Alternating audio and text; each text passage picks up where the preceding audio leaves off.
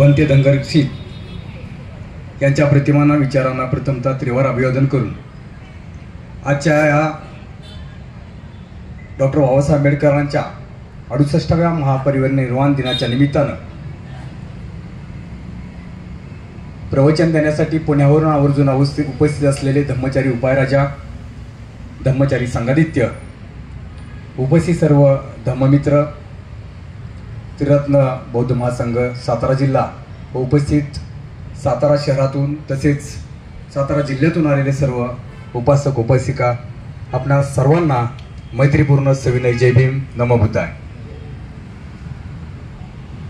खऱ्या अर्थानं आजचा दिवस आपणा सर्वांसाठी खूप दुःखद असला तरी आज दोन गोष्टी आपण लक्षात ठेवल्या पाहिजे. आजचा कार्यक्रम जो आहे त्याच्या पाठीमागची भूमिकाची आहे. घटना दुःखद आहे, मात्र ज्या महामानवाचा आज महापरिनिर्वाण दिन आपण साजरा करतोय, संबंध भारतभरातून आज मुंबईला जनसागर लोटतो. चैत्यभूमीवरती नतमस्तक होण्यासाठी संबंध देशभरातून या ठिकाणी उपासक उपासिका पोहोचतात.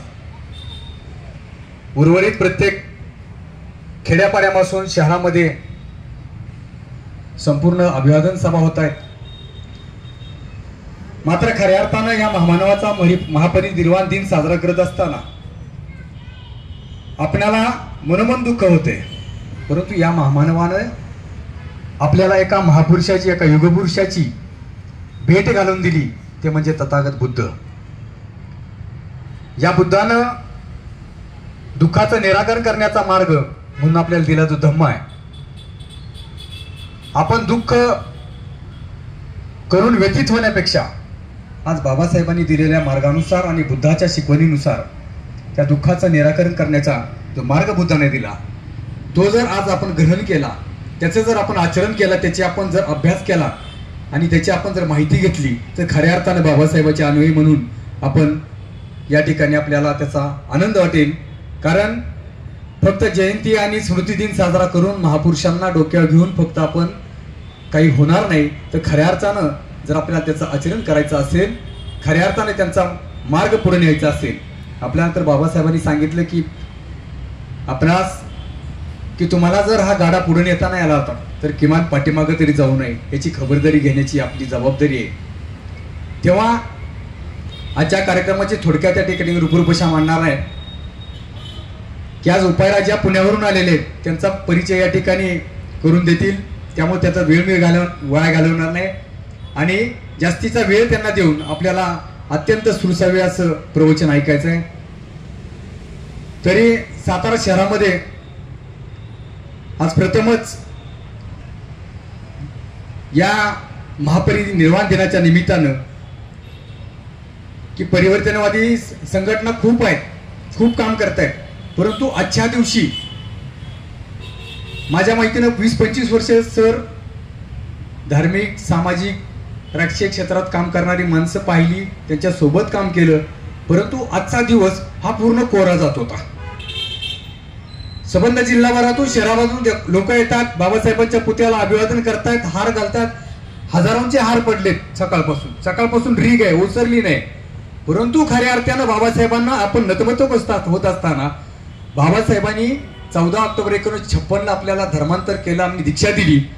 आणि आपलं दुर्दैव की बाबासाहेबांना हवा असणारा वेळ मिळाला नाही, बाबासाहेबांना म्हणून 6 महिन्यातच निघून गेले.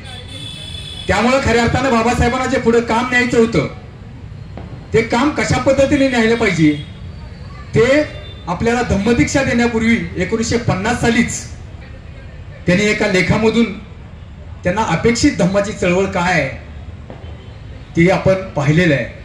आणि त्याच्यामध्ये ही चळवळ ही फक्त राष्ट्रीय पातळीवर न राहता ही जागतिक पातळीवर गेली पाहिजे, ही बाबासाहेबांची त्याच्या पाठीमागची खूप मोठी दूरदृष्टी होती. आणि यासाठी म्हणून ज्यावेळेला धर्मांतर केलं त्या दीक्षा समारंभाला बनते चंद्रमणींना निमंत्रित करण्यासाठी हे सहजासहजी झालेलं नाही. काही नवीन मंडळी आहेत, आमच्या धम्ममित्रांनी सांगितलं की त्यांनी सांगितलं हा फोटो कोणाचा आहे, काही जणांनी विचारली. कारण आपलं हे अज्ञान आहे की ज्या बनते संघर्षितांनी बनते चंद्रमणींच्या हस्ते आपण दीक्षा घ्यावी अशी सूचना बाबासाहेबांना मांडली आणि स्वतः बाबासाहेब बनते संघरक्षी त्यांना दीक्षा देण्यासंदर्भात सूचित करत होते. पण विनम्रपणे माझ्यापेक्षा बुजुर्ग असणारे आणि जास्त दिवस या ठिकाणी या देशामध्ये धम्मदेशना देणारे किंवा धम्म अभ्यास केलेले बनते चंद्रमणींच्या हस्ते आपण या ठिकाणी दीक्षांत समारंभ संपन्न करावा अशी सूचना मांडणारे बनते संघरक्षित यांचा तो फोटो आहे. आज संबंध देशामध्ये नव्हे तर जगामध्ये 55 देशामध्ये बौद्ध धर्माचा प्रचार आणि प्रसार करण्याचं काम या ठिकाणी त्रिरत्न बौद्ध महासंघाच्या माध्यमातून होत आहे. संघटना कोणती आहे याच्यावर जास्त आपल्याला खोलात जायचं नाही. बाबासाहेबांनी सांगितल्याप्रमाणे कितीही संघटना असू द्यात, तुमच्या हजारो संघटना होऊ द्यात, परंतु बुद्धाच्या धर्माचा प्रचार आणि प्रसार होणं गरजेचं आहे. ह्या अमक्या संघटनेकडूनच करा, त्याच करून करा, ह्याच्यात खोलात न जाता किंवा त्याच्यात न पडता बाबासाहेबांनी दिलेल्या शिकवणीनुसार आपल्या बुद्धाचा धर्माचा प्रचार आणि प्रसार करणं आणि खऱ्या अर्थाने प्रचार आणि प्रसार करायचा. तो का करायचा आहे की या ठिकाणी बुद्धाने दिलेला धम्म हा दुःख निराकरणाचा मार्ग आहे. तो कसा आहे, शेवटच्या क्षणापर्यंत आपल्या शेवटच्या श्वासापर्यंत आपण बुद्ध धम्म शिकलो तरी आपण पूर्णपणे तो शिक्षित होऊ असं होणार नाही. तर शेवटच्या श्वासापर्यंत आपण शिक्षणच घेणारो विद्यार्थी दशेतच असणार आहोत. त्यासाठीच आज धम्मचारी उपायराजासारखे प्रवचन करते या ठिकाणी आपल्यासाठी मी उपस्थित केलेले आहेत. तरी मी बोलण्यासारखं खूप काय, या सगळ्यात महत्वाची गोष्ट बोलणं गरजेचे आहे ती म्हणजे संबंध देश या ठिकाणी फक्त बौद्ध नसून इतर जाती धर्मातले लोक आज बाबासाहेबांच्या पुढे नतमस्तक होत आहे. त्याचं सगळ्यात मोठं काम जर कोणतं आहे आणि त्याचं कारण हे काय की बाबासाहेबांनी एक संधी मिळाली आणि बाबासाहेबांनी त्या संधीचं सोनं केले आणि तो दिवस होता 29 ऑगस्ट 1947 की भारतीय संविधानाचे निर्माते म्हणून आपण छाती ठोकून बोलत असतो, परंतु खऱ्या अर्थाने 29 ऑगस्ट 1947 ला ड्राफ्टिंग कमिटीचे चेअरमन म्हणून बाबासाहेबांना काम करण्याची संधी मिळाली आणि त्या संधीचं सोनं करताना बाबासाहेबांनी हा संबंध देश अनेक जाती पंथाचा, अनेक धर्मांचा, अनेक समूहांचा हा देश एका पंखाखाली आणण्यासाठी भारतीय संविधानाच्या माध्यमातून जे काम केलं, जे अतुलनीय काम केलं, त्या कामाला या देशामध्ये नव्हे तर जगाच्या पाठीवरती तोड नाही अशा पद्धतीचं काम त्यांच्या हातून झालेलं आहे. आपल्याला माहिती आहे ड्राफ्टिंग कमिटीने जास्त वेळ घेणार, 2 मिनिटात मी ड्राफ्टिंग कमिटीच्या बाबतीत फक्त सांगणार आहे, कारण आजचा दिवस जो आहे तो खूप महत्वाचा आहे की ती गोष्ट सांगणं गरजेचं आहे. की ड्राफ्टिंग कमिटीमध्ये 7 लोक होती. आपल्याला सांगितलं जातं त्या 7 लोकांमध्ये एकाने राजीनामा दिला, 2 दिल्लीच्या बाहेर होते, एक मयत झाला, दोघांनी संस्थानिकमध्ये काम करण्यात व्यस्त होते, परंतु आपण पण त्याच्याकडे कधी लक्ष दिलं नाही.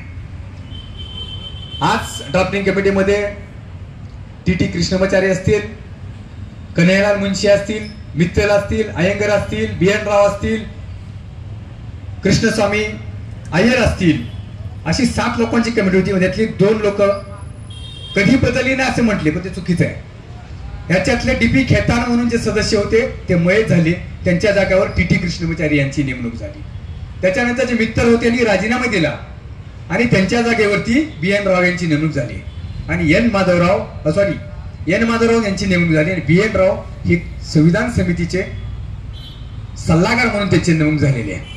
अशा पद्धतीची लोक आहेत. हे का सांगतोय, कारण ही सगळी लोक होती.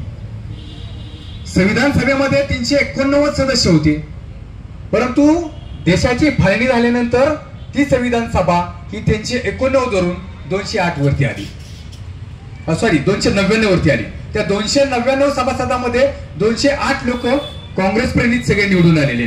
जे प्रांतिक विधानसभा होत्या त्याच्यामधून निवडून आलेली लोक 208 लोक ही काँग्रेसची होती, 73 लोक ही मुस्लिम लीगची होती, 29 लोक ही तुमचे संस्थानिकामधून निवडून आलेली.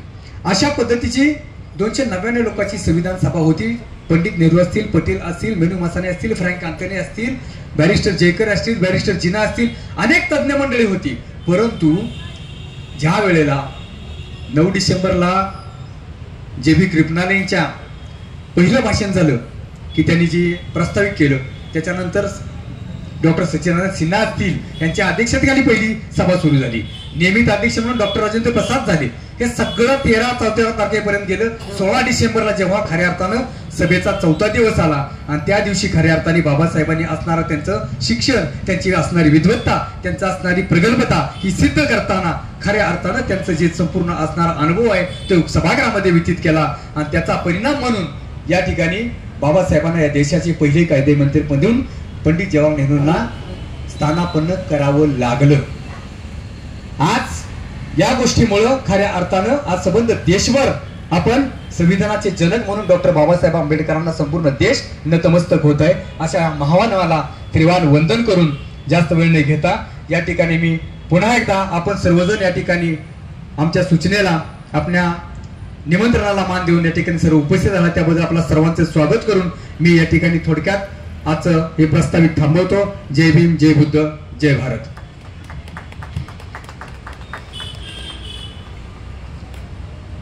धन्यवाद. त्रिरत्न बौद्ध महासंघ करत असलेलं काम, धम्मप्रचार आणि प्रसाराची एकूण भूमिका आणि आजचा महापरिनिर्वाण दिन आपल्या सगळ्यांच्या दृष्टीने किती महत्वपूर्ण आहे याबद्दलचं विश्लेषण या ठिकाणी प्रास्ताविक रूपानं धम्ममित्र प्रवीण दसके यांनी आपल्या समोर मांडलेलं आहे. मी त्यांचं मनपूर्वक पुण्यानुमोदन करतो. यानंतर आज या आजच्या कार्यक्रमाला जे प्रमुख मार्गदर्शक लाभलेले आहेत, आदरणीय धम्मचारी उपायराजा, त्यांचा परिचय आपल्याला होणं अतिशय महत्वाचं आहे. बाबासाहेबांचं मोठेपण, त्यांचा त्याग, त्यांचं कर्तृत्व आणि या देशावर बाबासाहेबांनी केलेले अनंत उपकार यांचं स्मरण, त्यांची जाणीव करून देणं हे आजच्या दिवसाचं खरं काम आहे. आणि म्हणून आदरणीय धम्मचारी उपायराजा यांना आपण या आजच्या प्रवचनासाठी निमंत्रित केलेलं आहे. प्रवचनाचे जे विषय आहेत, प्रवचनाच्या पाठीमागची जी काही भूमिका आहे ती भूमिका आदरणीय धम्मचारी उपायराजा मांडतीलच, पण त्यांचा अगोदर परिचय होणं अतिशय महत्वाचं आहे. म्हणून हा परिचय करण्यासाठी मी सातारा केंद्राचे आदरणीय धम्मचारी संघादित्य यांना नम्र अशी विनंती करतो की या ठिकाणी आदरणीय धम्मचारी उपायराजा यांचा आपण परिचय करून द्यावा. आदरणीय धम्मचारी उपायराजा.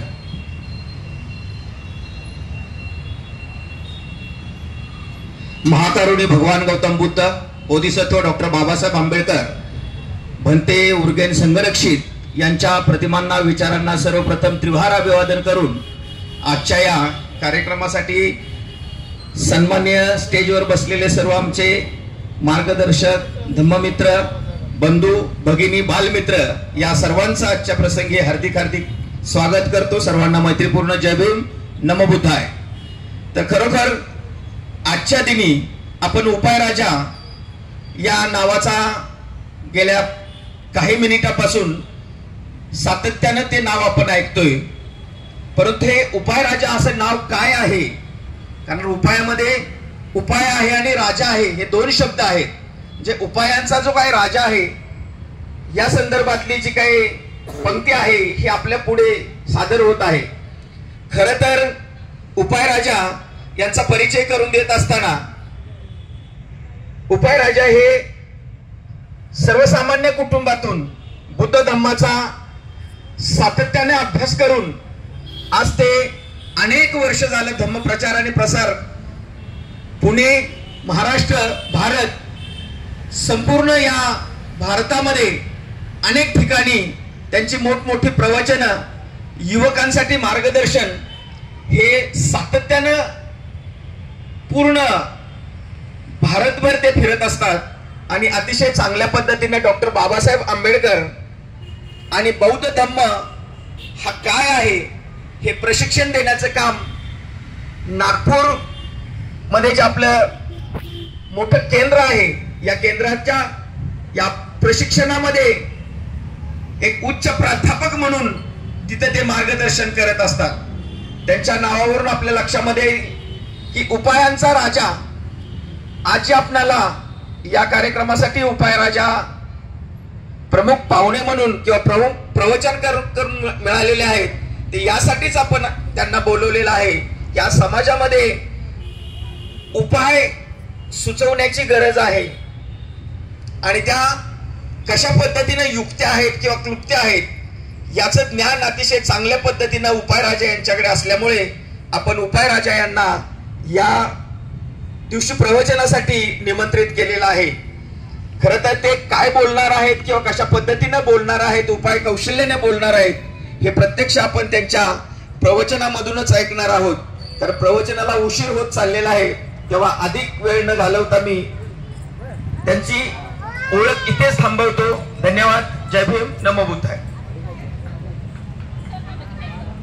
धन्यवाद. आदरणीय धम्मचारी संघादित्य, सातारा केंद्राचे चेअरमन धम्मचारी संघादित्य यांनी आजचे मार्गदर्शक आदरणीय धम्मचारी उपायराजा यांच्याविषयी बऱ्याच गोष्टी सांगितल्या.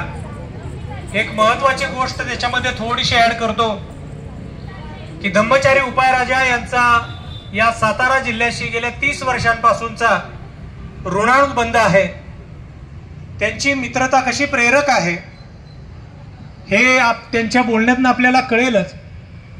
परंतु गेली 30-32 वर्ष सातत्यपूर्ण त्रिरत्न बौद्ध महासंघाचं जे काम साताऱ्यामध्ये सुरू आहे, तर या सगळ्या कामापाठीमाग प्रेरणा ही उपायराजा यांची सातत्यानं मिळत आलेली आहे. असे हे धम्मचारी उपायराजा विचारमंचावर स्थानापन्न आहेत. मी आपल्या सगळ्यांच्या वतीनं त्यांना नम्र अशी विनंती करतो की आजच्या आपल्या धम्मसंवादाला या ठिकाणी सुरुवात करावी. आदरणीय धम्मचारी उपायराजा.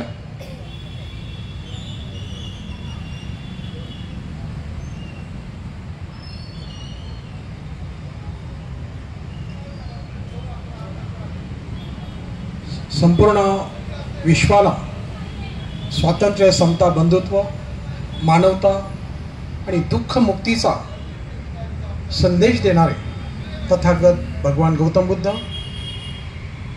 या मानवमुक्तीच्या लढ्याचे सरसेनापती, तसेच स्वतंत्र नव भारताचे निर्माते परमपूज्य डॉक्टर बाबासाहेब आंबेडकर आणि बाबासाहेबांची धम्मक्रांती गतिमान करणाऱ्यास हातभार लावणारे उर्गेन संरक्षितजी यांच्या विचारांना आचरणांना सर्वप्रथम प्रतिमाना वंदन.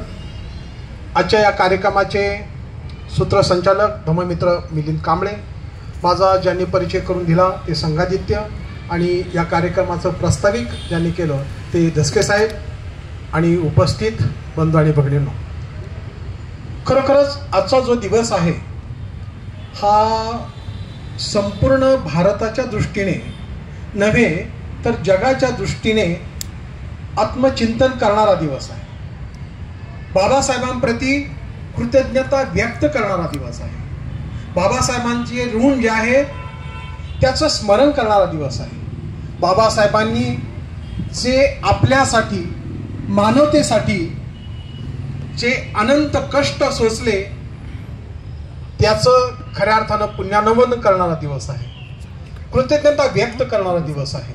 बंधूंनो, प्रास्ताविकामध्ये धसके साहेब ज्या गोष्टी सांगत होते, आज संविधानाला 75 वर्ष पूर्ण झालेले आहे. हा संविधानाचा अमृत महोत्सव देशभर साजरा होत आहे. बाबासाहेब आणि बाबासाहेबांचं संविधान हे सत्ताधारी पक्षापासून तर विरोधी पक्षापर्यंत सर्वांनीच त्याचा गौरव केलेला आहे, सर्वांनीच त्याचं गुणगान केलेलं आहे. आज बाबासाहेबांचं नाव घेतल्याशिवाय भारतामध्ये कोणताही नेता खऱ्या अर्थानं त्याचा विचार मांडू शकत नाही किंवा कोणतं कार्य करू शकत नाही. अशी ही अवस्था असताना या अमृत महोत्सवी वर्षामध्ये आपण हा जो महापरिनिर्वाण दिन जो आहे तो जे साजरा करत आहोत, तर फार गांभीर्याने या दिवसाकडे आपण पाहिलं पाहिजे. धसके साहेबांनी सांगितलं त्याप्रमाणे हा जरी म्हणजे दुःखाचा दिवस जरी असला तरी भगवान बुद्ध दुःखाविषयी सांगतात आणि कधी कधी लोक म्हणतात की हा धर्म जो आहे तो दुःखच म्हणत बसतो, परंतु बुद्ध तिथं थांबत नाही, तर दुःखातून बाहेर पडण्याचा मार्ग सुद्धा सांगतात. आणि म्हणूनच हा निराशावादी धर्म नसून हा आशावादी धर्म आहे. आणि म्हणून एक आशावाद म्हणून आपल्यापुढं आजच्या दिनी काही विचार आपल्यापुढं म्हणजे सांगण्याकरता किंवा आपल्याशी सुसंवाद सांगण्याकरता मी इथं आलेलो आहे. बंधूंनो आणि भगिनींनो, आज भारताची परिस्थिती कशी आहे? धर्माधर्मात, जाती जातीत आणि माणसात विद्वेषाचे वातावरण निर्माण केले जात आहे. सगळीकडे द्वेष पसरवला जात आहे. आज आपल्या देशाचे स्वातंत्र्य आणि लोकशाही धोक्यात आली आहे. अशा काळामध्ये अतिशय गंभीर आहे. आपण बाबासाहेबांची जयंती म्हणा, पुण्यतिथी म्हणा किंवा धर्मांतराचा जो उत्सव आहे तो मोठ्या जल्लोषात साजरा करतोय, परंतु मूलभूत ज्या काही गोष्टी आहेत त्या दुर्लक्षित होतात की काय? क्रांती आणि प्रतिक्रांती ही कशी येते? प्रतिक्रांती कशा पद्धतीने पुढे येत असते, म्हणजे चोर पावलाने आपल्यात येते, आणि कशा पद्धतीचं वातावरण निर्माण करून जी क्रांती झालेली असते तिला नेस्तनाबूत केलं जातं, याचं उदाहरण, याचा इतिहास आपण पाहिलेला आहे. बंधूंनो, बाबासाहेब म्हणतात जे इतिहास विसरतात ते इतिहास निर्माण करू शकत नाही. आणि म्हणून हा इतिहास आपण विसरला नाही पाहिजे. काय आहे इतिहास? इतिहास आहे की या भूमीमध्ये भगवान बुद्धांनी महान अशी क्रांती केली आणि या देशाला खऱ्या अर्थानं, ज्याला सुवर्णभूमी म्हणतात, खऱ्या अर्थाने देशातून जो सोन्याचा धूर निघत होतं असं म्हणतात, तो काळ आहे बौद्ध काळ आहे. आणि त्या बौद्ध काळाला पुन्हा नेस्तनाबूत करण्यासाठी पुष्पमित्र शृंग, शंकराचार्य या लोकांनी काय केलेलं आहे? प्रतिक्रांतीचं नेतृत्व केलेलं आहे. आणि हा मानवतावादी धम्म या देशातून कसा लुप्त होईल ते असलेलं आहे. परंतु भारतामधून बौद्ध धर्म कधीच नष्ट झाला नव्हता, हे लक्षात घ्या. आपल्याला सांगितलं जातं की भारतामधून बौद्ध नष्ट झाला नव्हता. तो वेगळ्या पद्धतीने इथं अस्तित्वात होता. तो संतांच्या विचारामधून, संतांच्या अभंगामधून अस्तित्वात होता. तो नाथपंथीयाच्या माध्यमातून अस्तित्वात होता. महाराष्ट्रामध्ये तो वारकरी संप्रदायाच्या माध्यमातून अस्तित्वात होता. आणि मग आपण पाहतो की या प्रतिक्रांतीला खऱ्या अर्थानं पुन्हा क्रांतिकारी विचार देणारं जे काही महान असे विचारवंत, प्रज्ञावंत लाभले ते म्हणजे परमपूज्य डॉक्टर बाबासाहेब आंबेडकर आहे. बंधूंनो, 1891 साल खऱ्या अर्थानं आपण म्हणतो की ह्या दिवशी आपल्याला, भारताला जणू काही या अंधारामध्ये नवा सूर्य उगवलेला पाहायला मिळाला. या भूमीवर, या निळ्या आकाशात एक तळपता सूर्य जन्माला आलेला आहे असं आपल्याला पाहायला मिळतंय. आणि मग तिथून जो प्रवास सुरू झालेला आहे, ज्या सातारच्या भूमीमध्ये आपण बसलेला आहात, या भूमीला त्या महामानवाचे पाय लागलेले आहे. त्या पदस्पर्शाने ही माती पुनीत झालेली आहे. जवळच जिथं शिक्षणाचं त्यांनी प्रारंभ केला असं हायस्कूल आहे. या भूमीमध्ये आपण राहत आहात. आणि म्हणून या भूमीमध्ये बाबासाहेबांच्या या महापरिनिर्वाण दिनी त्यांच्याविषयी सांगत असताना, कृतज्ञता व्यक्त करीत असताना, त्यांना अभिवादन करत असताना, बंधूंनो, खरं म्हणजे हृदयामध्ये कालवाकाल होते. काय होणार आहे? बाबासाहेबांचं आजचा जो दिन आहे, हृदयाने, आपल्या शरीराने आपल्या त्याच नाही, पण खऱ्या अर्थानं विचाराने ते जिवंत आहे.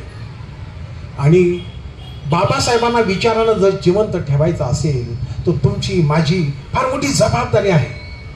ती जबाबदारी अशी आहे की या देशामध्ये आंबेडकरी जो समाज आहे तो विचारवंत असा समाज आहे, वैज्ञानिक दृष्टिकोन असलेला समाज आहे, बौद्धिक विचार करणारा समाज आहे, वाचक वर्ग या समाजामध्ये खूप आहे, पुस्तक प्रेमी समाज आहे.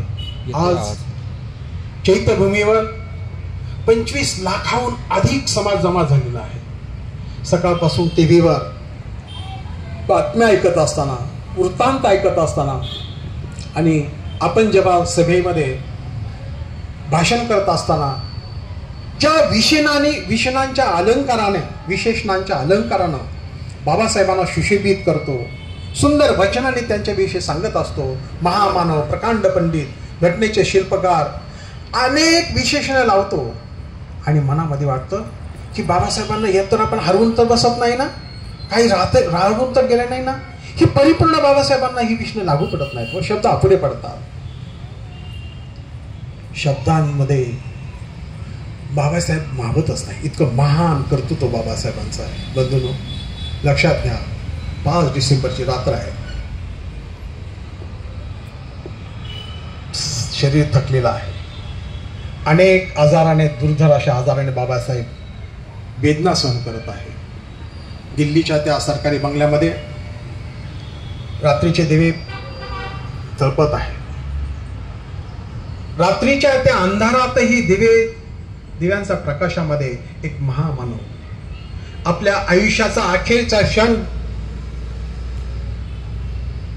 सोडत असताना, घेत असताना, अखेरचा श्वास घेत असताना तुमच्या माझ्यासाठी भगवान बुद्ध आणि त्यांचा धम्म या ग्रंथांची प्रस्तावना लिहित आहे. बंधूंनो, आज जे वैभव आपल्याला लाभलेलं आहे, अनेक गीतकार, लेखक, कवी बाबासाहेबांविषयी सांगत असताना तुम्ही खाता त्या भाकरीवर बाबासाहेबांचं नाव आहे रे असं म्हणतात. गाडी, बंगला, हे सगळं जे काही वैभव आपल्याला मिळालेलं आहे, जो आज आपला रुबाब आहे, तो बाबासाहेबांमुळे आहे. आणि खऱ्या अर्थानं बाबासाहेबांनी ज्या तत्वांवर हे कार्य आरंभलं, एका माणसाने हिमालय पर्वत उचलून टाकावा इतकं महान कार्य केलं, ते बाबासाहेब आपल्यासाठी भगवान बुद्ध आणि त्यांचा धम्म या ग्रंथांची प्रस्तावना लिहिताना अखेरचा श्वास घेतात. फार मोलाची भेट बाबासाहेबांनी आपल्याला दिलेले बंधू आणि भगिनींनो. जो मानव आपल्या शरीराची पर्वा करत नाही, आपल्या नातेवाईकांची आठवण नाही, एकुलता एक पुत्र भैयासाहेब यशवंत, त्यांचं त्यांना आठवण येत नाही, परंतु तुमच्या माझ्या लेकरांच्या भवितव्यासाठी जो तो ग्रंथ जो आहे तो आपल्यासाठी बहुमोल अशी देणगी देण्यासाठी तिथं धडपडतो आहे. आणि अशा या परिस्थितीमध्ये त्यांचं निर्माण झालेलं आहे. बंधूंनो, त्यांच्या मृत्यूविषयी वाद आहेत. कोण म्हणतं हत्या केली, कोण म्हणतं काय केलं, काही असू दे, परंतु बाबासाहेब मात्र आपल्याला सोडून गेलेले आहेत, ही गोष्ट खरी. त्या काळच्या प्रबुद्ध भारताच्या अंकामध्ये त्या घटनेचं वृत्तांत आलेलं आहे. जेव्हा तो आपण वाचतो, त्या लेखकानं कल्पना केलेली आहे, काल्पनिकपणे तो लिहितोय की बाबासाहेबांचं निर्माण झालेलं आहे. झाडाची पानं सुद्धा हलत नाही, सूर्य सुद्धा जणू काय अंधारलेला आहे, वारा सुद्धा व्हायचा थांबलेला आहे. आणि अशा काळामध्ये बाबासाहेब म्हणतात, सूर्या, तू तरी असं करू नकोस रे. तू जर रुसलास तर ह्या माझ्या लेकरांना प्रकाश कोण जाईल. झाडांनो, वेलींनो, पानांनो, फुलांनो, नका रे असं करू. तुम्ही जर असं केलं तर यांची जीवन कोण फुलवील. नद्यांनो, तुम्ही व्हायचं थांबू नका. वाऱ्याला ती विनंती करतात की तू तरी का रुसलास रे. अशा स्वरूपाचं ते अतिशय भावनाला, हृदयाला भिडणारं वर्णन त्या प्रबुद्ध भारताच्या अंकात आलेलं आहे. बंधूंनो, आपल्या घरचं कुणी जावं, ओक्सा भोक्षी लोक रडत होती त्या घटनेला ऐकल्यानंतर. घरचंच कुणी जावं असं कुणाचाच मृत्यू होत नाही हो. हा मृत्यू साधा नव्हता. एका वडिलांचा, एका पित्याचा, एका गुरुचा, एका उद्धारकर्त्याचा, कोणतं नातं बाबासाहेबांचं आपलं होतं.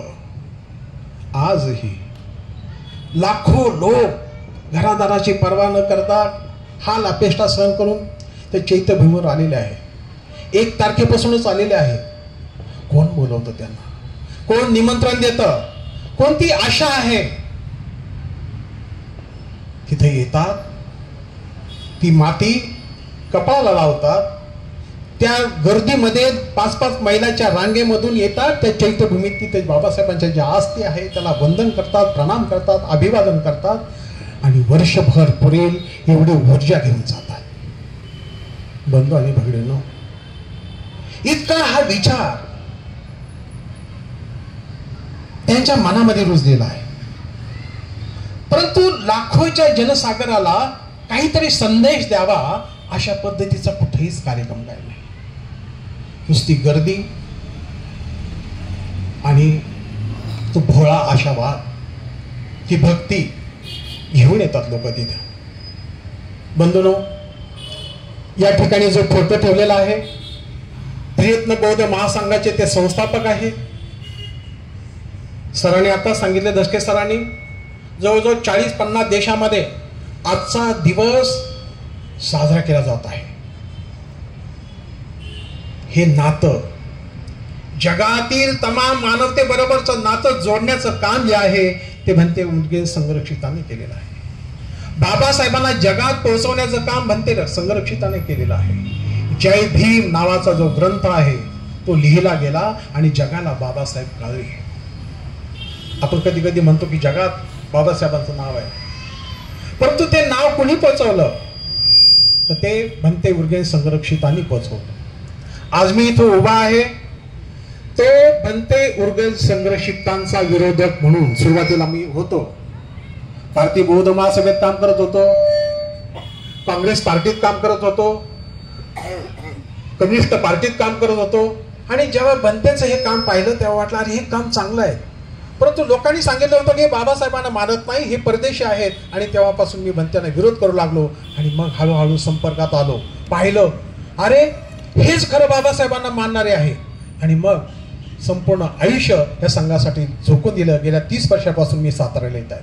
बंधूंनो, अशा पद्धतीचं हे माझं या संघाशी जुडलेलं नातं आहे. ते आजच्या दिवशी सांगत असताना फार कृतज्ञतापूर्वक सांगतोय की भंतेंच्यामुळं मी आज इथं उभा आहे.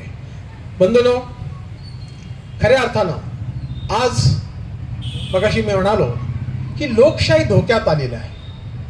ही काही राजकीय सभा नाही, परंतु लोकशाहीचं आपलं जे नातं आहे ते बाबासाहेबांनी सांगितलेलं जे काही लोकशाहीचं तत्व आहे आणि लोकशाहीचा अंगीकार करत असताना बाबासाहेबांनी लोकशाही ही बुद्धाच्या धर्मावर आधारित, संघ पद्धतीवर आधारित असलेली लोकशाही इथं प्रस्थापित करण्याचा जो प्रयत्न केलेला आहे.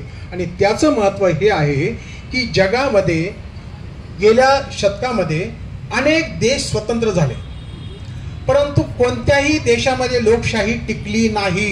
लक्षात घ्या, बाबासाहेबांचं महत्त्व किंवा बाबासाहेबांच्या संविधानाचं महत्त्व, जगामध्ये हे श्रेष्ठ संविधान का आहे. आपण नुसतं संविधान वाचलं पाहिजे, संविधान बचाव आंदोलन करतो, हे करतोय, ते एवढं नाही, तर त्याचं महत्त्व आपण लक्षात घेतलं पाहिजे. आणि म्हणून मी संघातिथे म्हणत होते की तुम्ही काय बोलणार आहे. तर मी त्यांना सांगितलं आणि सुरुवातीलाच मी माझ्या याच्यामध्ये सांगितलं की स्वतंत्र नव भारताचे निर्माते डॉक्टर बाबासाहेब आंबेडकर. काय ओळख आहे बाबासाहेबांची? कोणत्या शब्दांनी त्यांना अलंकारित केलेलं पाहिजे?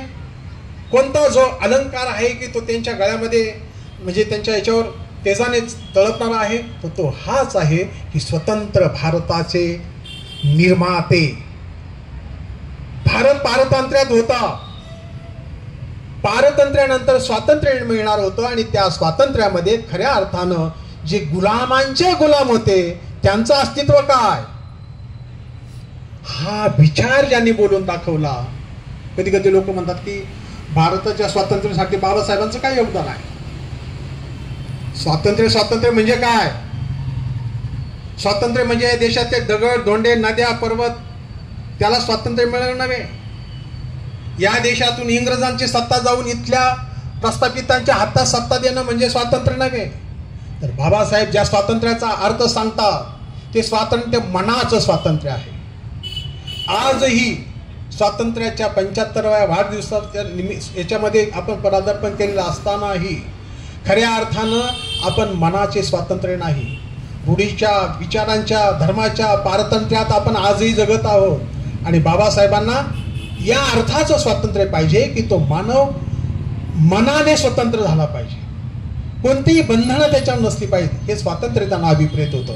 आणि म्हणून आजच्या दिवशी त्यांचं स्मरण करत असताना, कृतज्ञता व्यक्त करीत असताना, त्यांना अभिवादन करत असताना ह्या गोष्टी समजून घेणं महत्त्वाचं आहे. आणि म्हणून मला वाटतं की स्वतंत्र नव भारताचे निर्माते बाबासाहेब आंबेडकर, आणि इथंच थांबत नाही बाबासाहेबांचं व्यक्तित्व किंवा त्यांचं कर्तृत्व.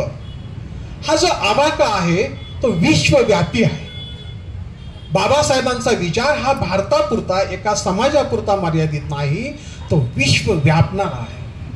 कारण जगामध्ये कुठे ना कुठे वेगवेगळ्या प्रकारचं मानवाचं स्वातंत्र्य हिरावून घेणारं आणि मानवाला गुलाम करणारे विचार प्रणाली अस्तित्वात आहे.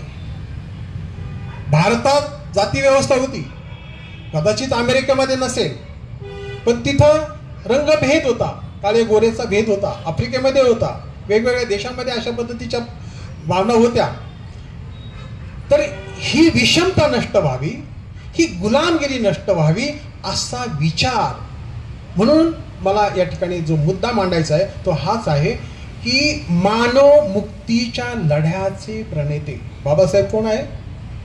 फक्त दलितांचे कैवारी नाही, भारतीय संविधानाचे शिल्पकार आहेत, ही गोष्ट खरी आहे. भारतात बुद्ध धर्माचं पुनरुज्जीवन करणारे क्रांतिकारी आहेत, ही गोष्ट खरी आहे. पण त्याचबरोबर खऱ्या अर्थानं बाबासाहेब जे आहेत मानव मुक्ती लढ्याचे सेनानी आहेत, ही गोष्ट अत्यंत महत्त्वाची आहे आणि ती सांगण्याची आज गरज आहे. कारण जग मोठ्या आशेने भारताकडे पाहतंय. जगामध्ये बाबासाहेब म्हणजे हे प्रतीक नाही. इथल्या व्यवस्थेने बाबासाहेबांना पुतळ्यामध्ये बंदिस्त केलं, बाबासाहेबांना जयंतीच्या मिरवणुकीत बंदिस्त केलं, बाबासाहेबांना एका समाजाच्या याच्यामध्ये बंदिस्त केलं. परंतु बाबासाहेब असा बंदिस्त करणारा विचार नाही, व्यक्तित्व नाही ते. तर तो विचार आहे क्रांतीचा, तो विचार आहे समतेचा, तो विचार आहे मानवतेचा, तो विचार आहे प्रगतीचा. तर अशा पद्धतीने हा विचार आहे आणि हा विचार मिळावा यासाठी जग भारताकडं आकर्षित होत आहे. आणि म्हणून आज आपल्याला खऱ्या अर्थानं जर बाबासाहेबांना जर समजून घ्यायचं असेल, त्यांची ओळख जगाला खऱ्या अर्थानं करून द्यायची असेल, तर अशा पद्धतीचा जे बाबासाहेब आहेत ते मांडले पाहिजे. आणि म्हणून आज समाजामध्ये समाज परिवर्तनाचा विचार मांडणारे अनेक या देशामध्ये सुधारक होऊन गेले, परंतु त्या प्रत्येकाने आपापल्या जातीचा विचार केलेला आहे. आणि इथल्या व्यवस्थेने प्रत्येक समाजाला जाणीवपूर्वक त्यांचा नेता दिलेला आहे. थोडंसं ह्या गोष्टींनी थोडंसं आपण विचार करा की बाबासाहेबांना आपण लोकांपर्यंत कशा पद्धतीने घेऊन गेलं पाहिजे. आज गरज आहे होती. आज भारताचा जरी आपण विचार केला तर भारतामध्ये सुद्धा अनेक समाज शोषित लोक आहेत. आणि बाबासाहेब म्हणतात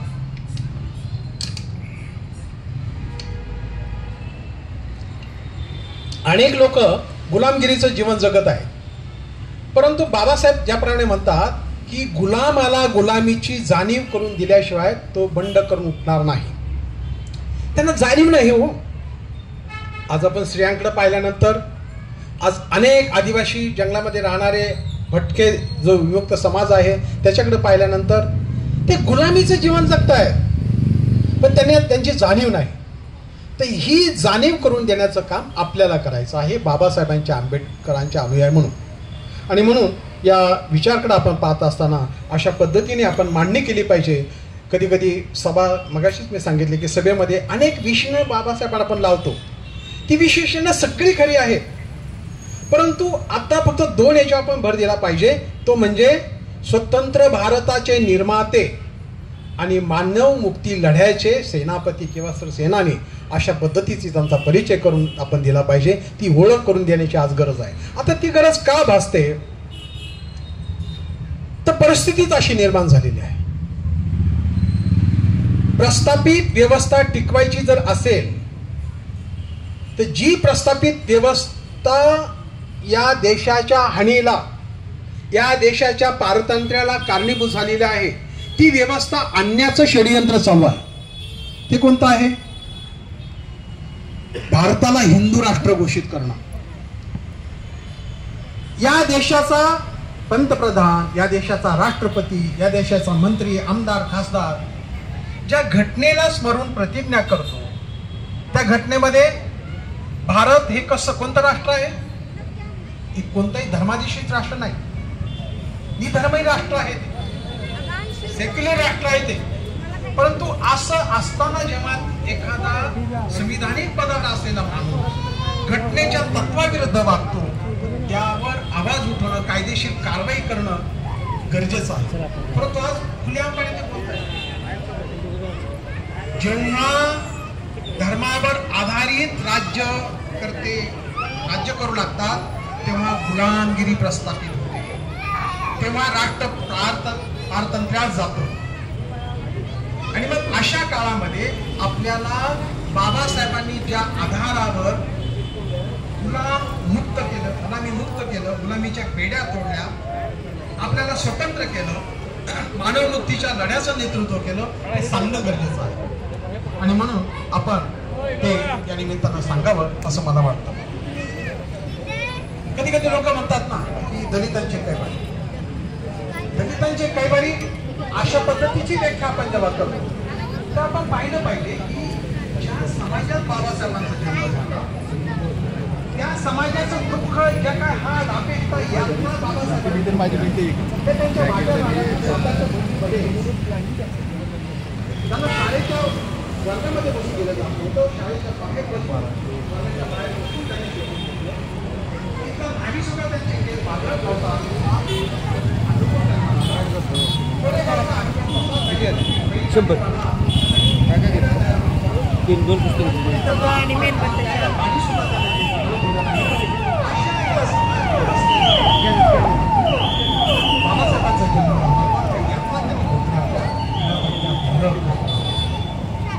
आणि त्या नरक यातना दिले कशामुळे आल्या होत्या? त्या धर्मव्यवस्थेने त्या दिल्या होत्या. आणि मग अशी धर्मव्यवस्था की जी माणसाला नरक यातना भोगायला लावते, अशी धर्मव्यवस्था की जी माणसाला माणूस समजत नाही, जनावरापेक्षा हीन वागणूक देते, असं धर्म राज्य बनवायचं तुम्हाला?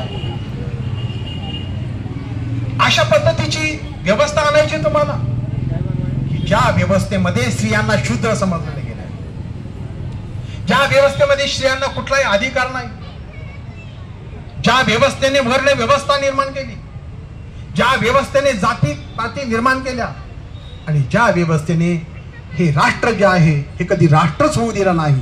बंधूंनो, स्वातंत्र्यापूर्वी भारत एक राष्ट्र नव्हतं. जवळजवळ 500 संस्थानं इथं होती, आणि या संस्थानामध्ये विभागलेलं हे राष्ट्र जे आहे ते खऱ्या अर्थानं आपापसात घडत होतं. या देशामध्ये इंग्रज आले, त्यांना कुणी पायगड्या घातल्या होत्या? इथल्याच धर्म मार्तंडांनी पायगड्या घातल्या होत्या. यांनी त्यांची सत्ता इथं बळकट केली होती, त्यांना हातभार लावला होता. या देशाचं, या महाराष्ट्रामध्ये ज्या शिवछत्रपतींनी स्वराज्य निर्माण केलं, त्या स्वराज्य निर्माणाला विरोध करणारे कोण होते? राज्याभिषेकला नकारणारे कोण होते? हे सारं माहीत असताना, लिखित असताना, हा इतिहास असताना तो वाचला जात नाही, तो सांगितला जात नाही, आणि धर्माधर्मामध्ये लढाया लावल्या जातात. कुठल्या तरी कारणाने समाजामध्ये भेद निर्माण केले जातात. जातीयतेची काही वैशिष्ट्य आहे.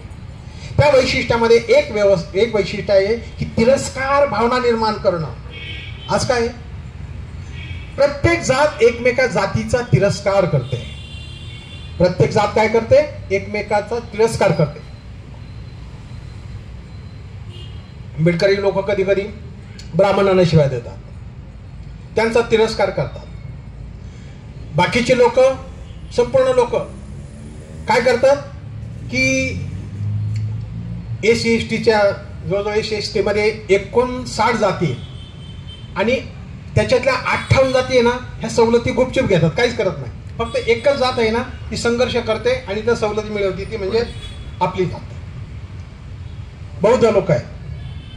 हे 59 जातीमधल्या 58 जाती गुपचूप ज्या सवलती घेतात आणि ह्या जाती सुद्धा कोणाचा द्वेष करतात? आपला द्वेष करतात, तिरस्कार करतात की ह्या महारांनी, ह्या बौद्धांनी आमच्या सर्व सवलती लाटल्या. आणि हे भडकून देणारे कोण असतात? प्रस्थापित असतात. त्या लोकांना जवळ करतात आणि ह्या लोकांबद्दल तिरस्कार करतात. परंतु बंधनो, महापरिनिर्वाण दिनाचा या दिवशी विचार मंथन करत असताना आपण विचार केला पाहिजे, त्यांना सांगितलं पाहिजे, बाबांनो नाही, तुम्ही आमचे बंधू आहात. घटनेमध्ये सवलतीचा अंतर्भाव करत असताना बाबासाहेबांनी प्रथम कोणाचा? आपल्या समाजाचा विचार नाही केला, तर इथल्या ओबीसी भटक्या समाजाचा विचार केलेला आहे. त्यांना आधी सवलती घटनेमध्ये नमूद केलेल्या आहेत. इथल्या स्त्रियांचा विचार केलेला आहे, त्या कोणत्या जातीच्या आहेत ते नाही पाहिलेलं. परंतु आज स्त्रियांना जे हक्क मिळालेले आहेत त्या हक्काचा उपभोग घेणाऱ्या जाती म्हणजे त्या स्त्रिया कोणत्या जातीतल्या असतील? त्या उच्च जातीतल्या स्त्रिया आहेत. आपल्या माता भगिनी कुठं आहेत? अजूनही नगरपालिकेमध्ये स्वच्छता करण्याचं काम त्या करत आहे. त्यांच्या वाट्याला तेच आलेलं आहे. म्हणून ह्या गोष्टीचा विचार आपण करण्याची गरज आहे. आजचा दिवस हा अंतर्मुख करणारा दिवस आहे. हे सूर्य मावळलेला आहे, परंतु मावळलेल्या सूर्याच्या किरणांमध्ये सुद्धा तेज असतं आणि त्या तेजाने तुमची आमची अंतःकरण प्रकाशित होतात. अशा प्रकारचा तो तेज आहे, ते प्रज्ञेचं तेज आहे. बाबासाहेबांना आपण प्रज्ञा सूर्य म्हणतो, तो प्रज्ञेचा सूर्य म्हणतोय. प्रज्ञा ही बाबासाहेबांना, त्यांना प्रज्ञावंत आपण म्हणतो, परंतु काय आहे प्रज्ञा? फक्त भाषणामध्ये विशेषण करण्याची ती बाब आहे का? तर ती प्रज्ञा त्यांनी प्राप्त केली, ती तुम्ही आम्ही कधी करणार? प्रश्न हा आहे, याचा विचार करायचा.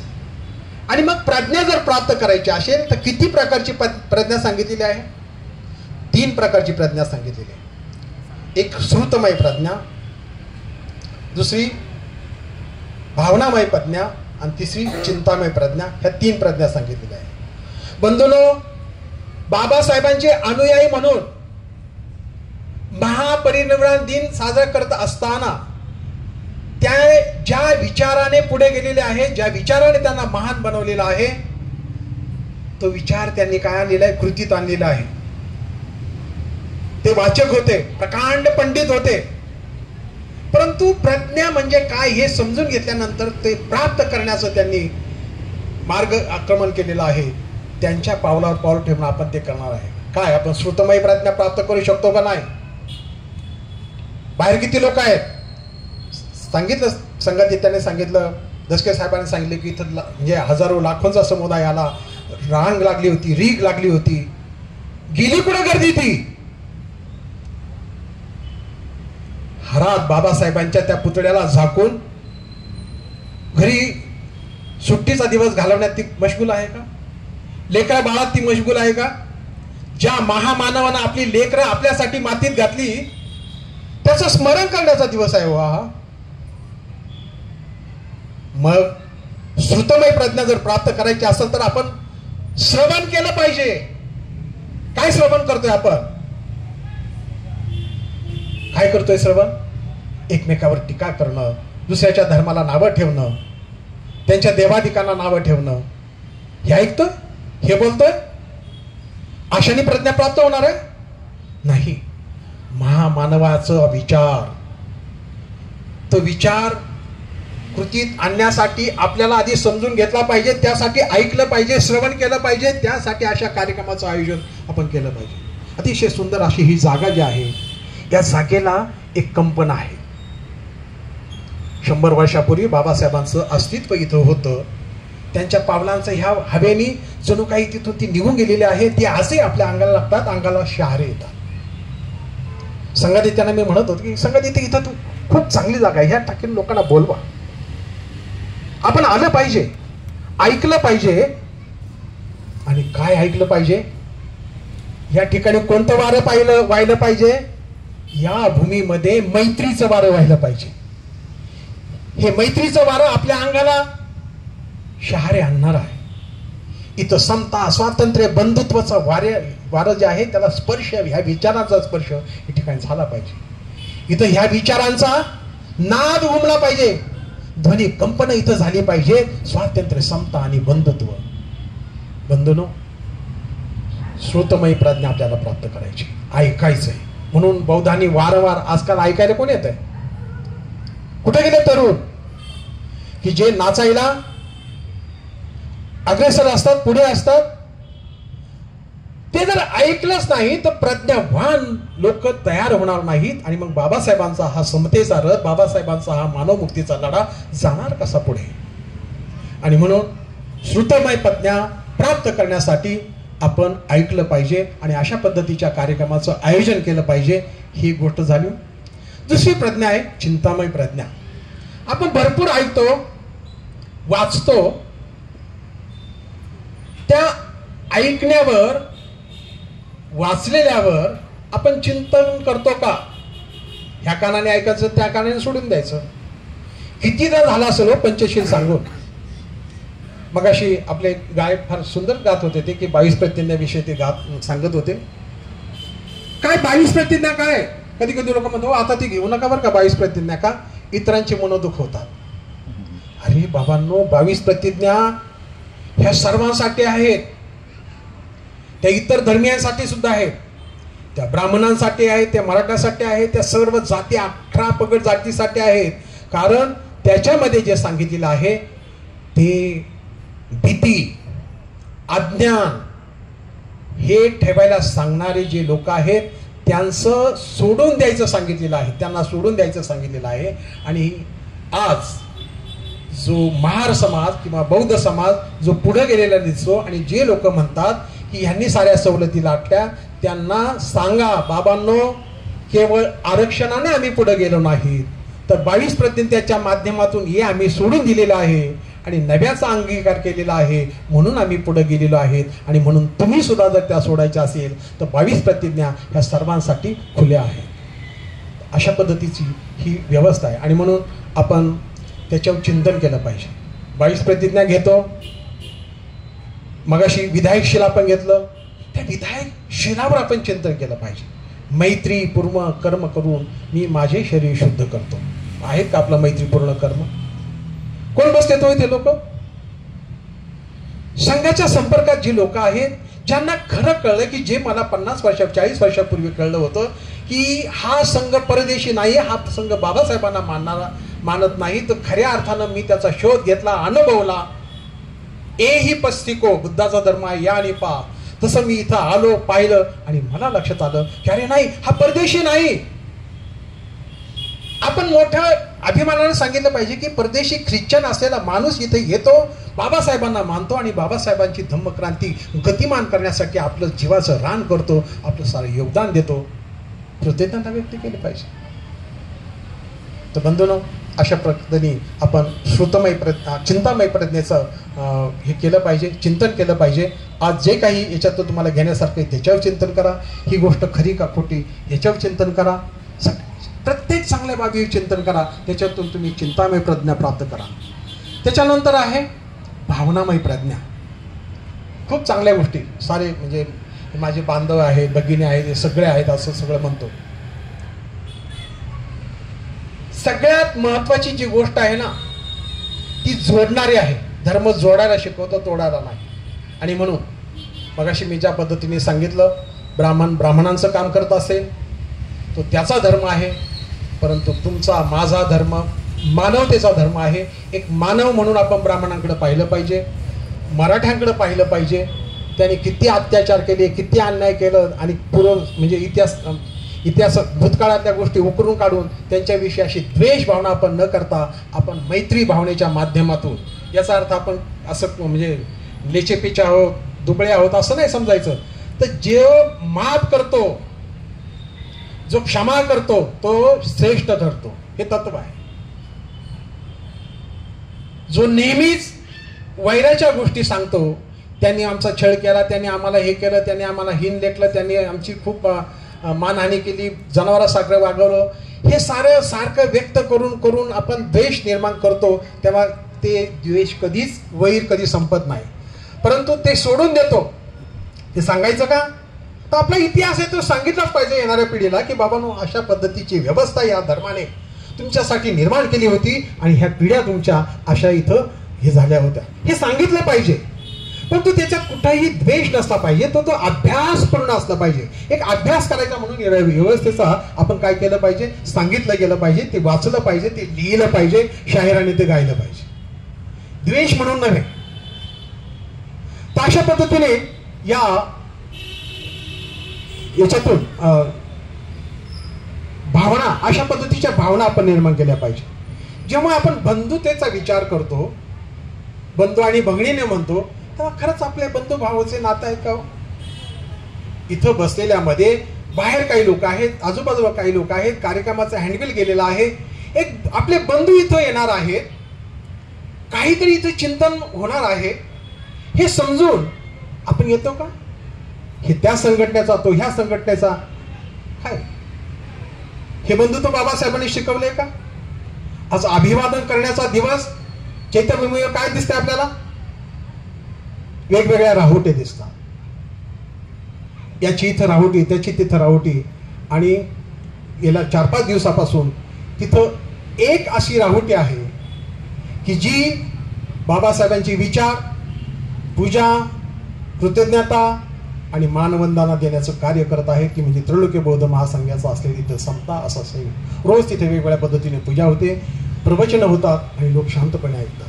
10 वर्षापूर्वी मी जेव्हा तिथं प्रवचन दिलं होतं चैत्यभूमीवर शिवाजी पार्कला, तेव्हा लोक म्हणत होती की अरे हे आम्हाला असं पाहिजे, असं पाहिजे. अशा पद्धतीचा विचार घेऊन ते लोक त्यांच्या गावाला जातात, त्यांच्या राज्यात जातात आणि तिथे जाऊन जणू काही त्या लोकांना प्रेरणा मिळते आणि ते कार्यरत होतात. तर बंधूंनो, अशा पद्धतीने आपण भावना विकसित केल्या पाहिजे. तर आपल्या भावना कुठे आहेत? मग तुम्ही ते हे सुत्त नाही घेतलं, भीमस्तुती नाही घेतली, दुखावल्या आमच्या भावना. तुम्ही बाबासाहेबांचा फोटो खाली ठेवला, दुखावल्या आमच्या भावना. अशा भावना विकसित करायच्या का तुम्हाला? विधायक भावना, हा माझा बंधू आहे, माझी भगिनी आहे. बाबासाहेबांच्या बद्दल कृतज्ञतेच्या भावना आपल्याला विकसित करायच्या आहेत. बाबासाहेबांच्या एकनिष्ठ बद्दलच्या भावना आपल्याला विकसित करायच्या आहेत. बाबासाहेबांचं जे कार्य आहे ते पुढे नेण्यासाठी माझं जीवन समर्पित करायचंय मला, ह्या भावना आपल्याला विकसित करायच्या आहेत. सर्वांप्रती मैत्री भाव आपल्याला विकसित करायचा आहे. तर या भावनांचा विकास हा फक्त वाचून बोलून होणार नाही, तो कृतीत आणल्याशिवाय त्या होणार नाही. म्हणून बाबासाहेबांचा विचार जो आहे हा ऐकण्यासाठी, सांगण्यासाठी नाही, वाचण्यासाठी नाही, तो कृतीत आणण्यासाठी आहे. आणि म्हणून आज या महापरिनिर्वाण दिनाच्या या अभिवादन सभेला आपण जो उपस्थित आहात, मला वाटतं की खऱ्या अर्थानं अतिशय गंभीरपणे या बाबी आहे, या आपण विचार केला पाहिजे. आता मी ज्या पद्धतीने तुम्हाला सांगत होतो की नवभारताचे निर्माते बाबासाहेब, जेव्हा असं आपण म्हणतो तेव्हा मगाशीच मी सांगितलं की देशाला स्वातंत्र्य मिळायचं होतं आणि साहेबांनी, दशके साहेबांनी सांगितलं की घटना समिती गठीत करायची होती. परंतु या देशातील काँग्रेसचे जे काही लोक होते, काही लोक बाबासाहेबांना सपोर्ट करणारे काँग्रेसमध्ये होते, परंतु काही लोक जे होते, विशेषतः ज्याला पोलादी पुरुष म्हणतात, सरदार वल्लभभाई पटेल, ते असे म्हणाले होते की बाबासाहेबांना घटना समितीत येण्याची सारी दारं खिडक्या मी बंद केलेल्या आहे. एवढासा कळसा सुद्धा ठेवला नाही कुठून की तिथून ते प्रवेश करतील, अशी कोणतीही जागा ठेवली नाही. त्यांना बंदिस्त, म्हणजे सगळं बंद केलेलं आहे. ते बाबासाहेब घटना समितीत येऊ शकत नाही. परंतु हे जेव्हा साडं कटकारस्थान केलं जात असताना, षडयंत्र रचलं जात असताना, बॅरिस्टर मंडळ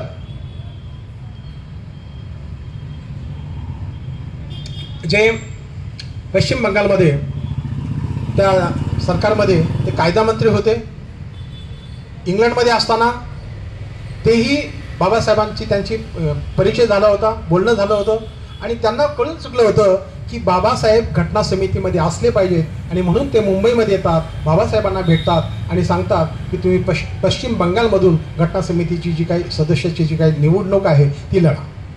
बघा, बाबासाहेबांचं कार्य महाराष्ट्रामध्ये, त्यांचं अस्तित्व राहणं महाराष्ट्रामध्ये आणि निवडणूक कुठं लढल्या जातात? पश्चिम बंगालमध्ये.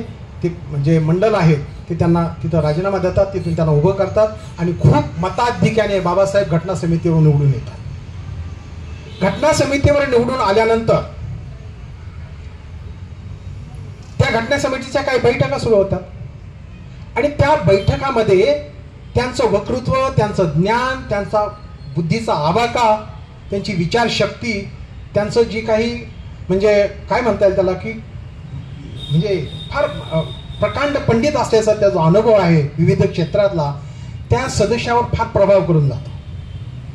आणि मग काही दिवसांनी काय होतं तर देशाची फाळणी होते आणि मग पूर्व पाकिस्तान आणि पश्चिम पाकिस्तान अशा पद्धतीची फाळणी झाल्यानंतर तो बाबासाहेब ज्या क्षेत्रातून निवडून आलेले असतात ते पश्चिम म्हणजे पश्चिम पाकिस्तान तिकडे जातात ते. आणि मग अशा पद्धतीने बाबासाहेबांना तिथून राजीनामा द्यावा, म्हणजे ते आता सदस्य राहत नाहीत. परंतु आता काय होतं म्हणजे आपली योग्यता सिद्ध करणं, बाबासाहेबांनी आपल्याला एक एक म्हणजे नवनिर्मिती कशी केलेली आहे, भारताचे नवनिर्माते कसे आहेत, ते निर्माते कसे आहेत, तर तिथून ते माघारी नाही फिरले. तर काय केलं की त्यांचा प्रभाव एवढा होता त्या समितीवर की तेव्हा पंडित नेहरू आणि अनेक दिग्गजांना असं वाटलं की या घटना समितीमध्ये बाबासाहेब असल्याशिवाय घटना समितीचं कामच पूर्ण होणार नाही. बाबासाहेबांची आवश्यकता भासली, गरज वाटली आणि त्या गरजेपुढं नाईलाज असतो. दिग्गज काही लोकांनी सांगितलं होतं की बाबासाहेबांना या घटना समितीत आम्ही येऊ देणार नाही, रस्ते बंद केलेले आहेत, वाटा बंद केलेल्या आहेत, खिडक्या सुद्धा आम्ही बंद केलेल्या आहेत, दारं बंद केलेली आहेत. त्याच लोकांना बाबासाहेबांना ही घटना लिहिण्यासाठी अतिशय सन्मानानं यावं लागलं आणि म्हणून मुंबईमधून त्यांनी ती निवडणूक लढवली, ते जिंकले आणि घटना समितीमध्ये आले. घटना समितीचं जेव्हा काम सुरू होतं त्या तिची काही विद्वत्ता आहे ती पाहिल्यानंतर मग अशी साहेबांनी सांगितलं की त्याच्यामध्ये 7 जी लोक होती आणि ते सगळे कसे म्हणजे त्यांचं योगदान वगैरे त्या घटना समितीचे जे चेअरमन होते ना राजेंद्र प्रसाद, त्यांनी ते मान्य केलेले आहे की बाबासाहेबांचं जे काही या घटनेला योगदान लाभलेलं आहे ते खूप महत्त्वाचं आणि मोलाचं असं लाभलेलं आहे. तो त्यांनी त्यांचा गौरव केलेला आहे. खऱ्या अर्थानं मग ते घटना समितीमध्येच ह्या घटनेचे शिल्पकार बाबासाहेब आहेत हे सिद्ध झालेलं होतं आणि ते आज आपण पाहतो की त्यांना घटनेचे शिल्पकार म्हणतो.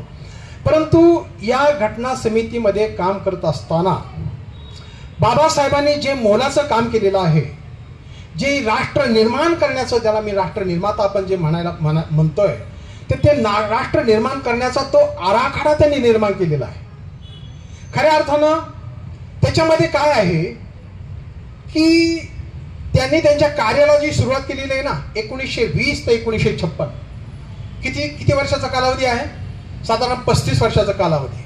35 वर्षाच्या कालामध्ये सामाजिक लढे, राजकीय संघटनांचं स्थापन करणं, काही सत्याग्रह करणं, त्याच्यानंतर वेगवेगळ्या ग्रंथांचं लिखाण करणं, हे सारं एका माणसाने करावं म्हणजे केलं असेल असं जर येणाऱ्या पिढीमध्ये जर जेव्हा कोणी वाचतील ना त्यामध्ये अशक्य आहे.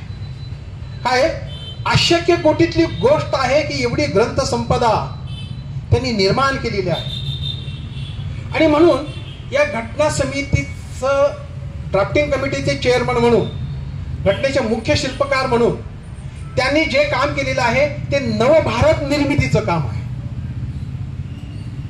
बाकीचे लोक मगाशी मी ज्या पद्धतीने सांगितलं की लोक विचारतात, आज काही लोक म्हणजे बाबासाहेबांना न मानणारे किंवा बाबासाहेबांचा द्वेष करणारे, मगाशी मी ज्या क्रांती प्रतिक्रांतीचं जे उदाहरण देत होतो त्या प्रतिक्रांतीमध्ये हे आहे की तुम्ही एखाद्या व्यक्तीला जर मानायचं नसेल ना त्याला दुर्लक्षित केलं जातं.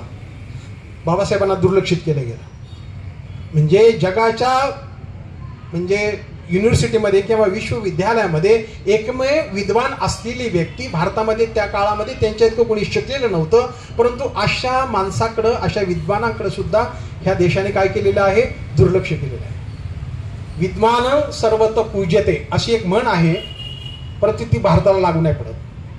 विद्वानांची सर्वत्र पूजा केली जाते ही म्हण किंवा हे घोषवाक्य भारतामध्ये लागू नाही पडत, कारण या देशामध्ये विद्वानांचे विद्वान असलेले बाबासाहेब त्यांना दुर्लक्षित केलं गेलं. या देशामध्ये बाबासाहेबांना कोणी सन्मानित केलं, कोलंबिया युनिव्हर्सिटीने त्यांना D.Litt ची पदवी दिली.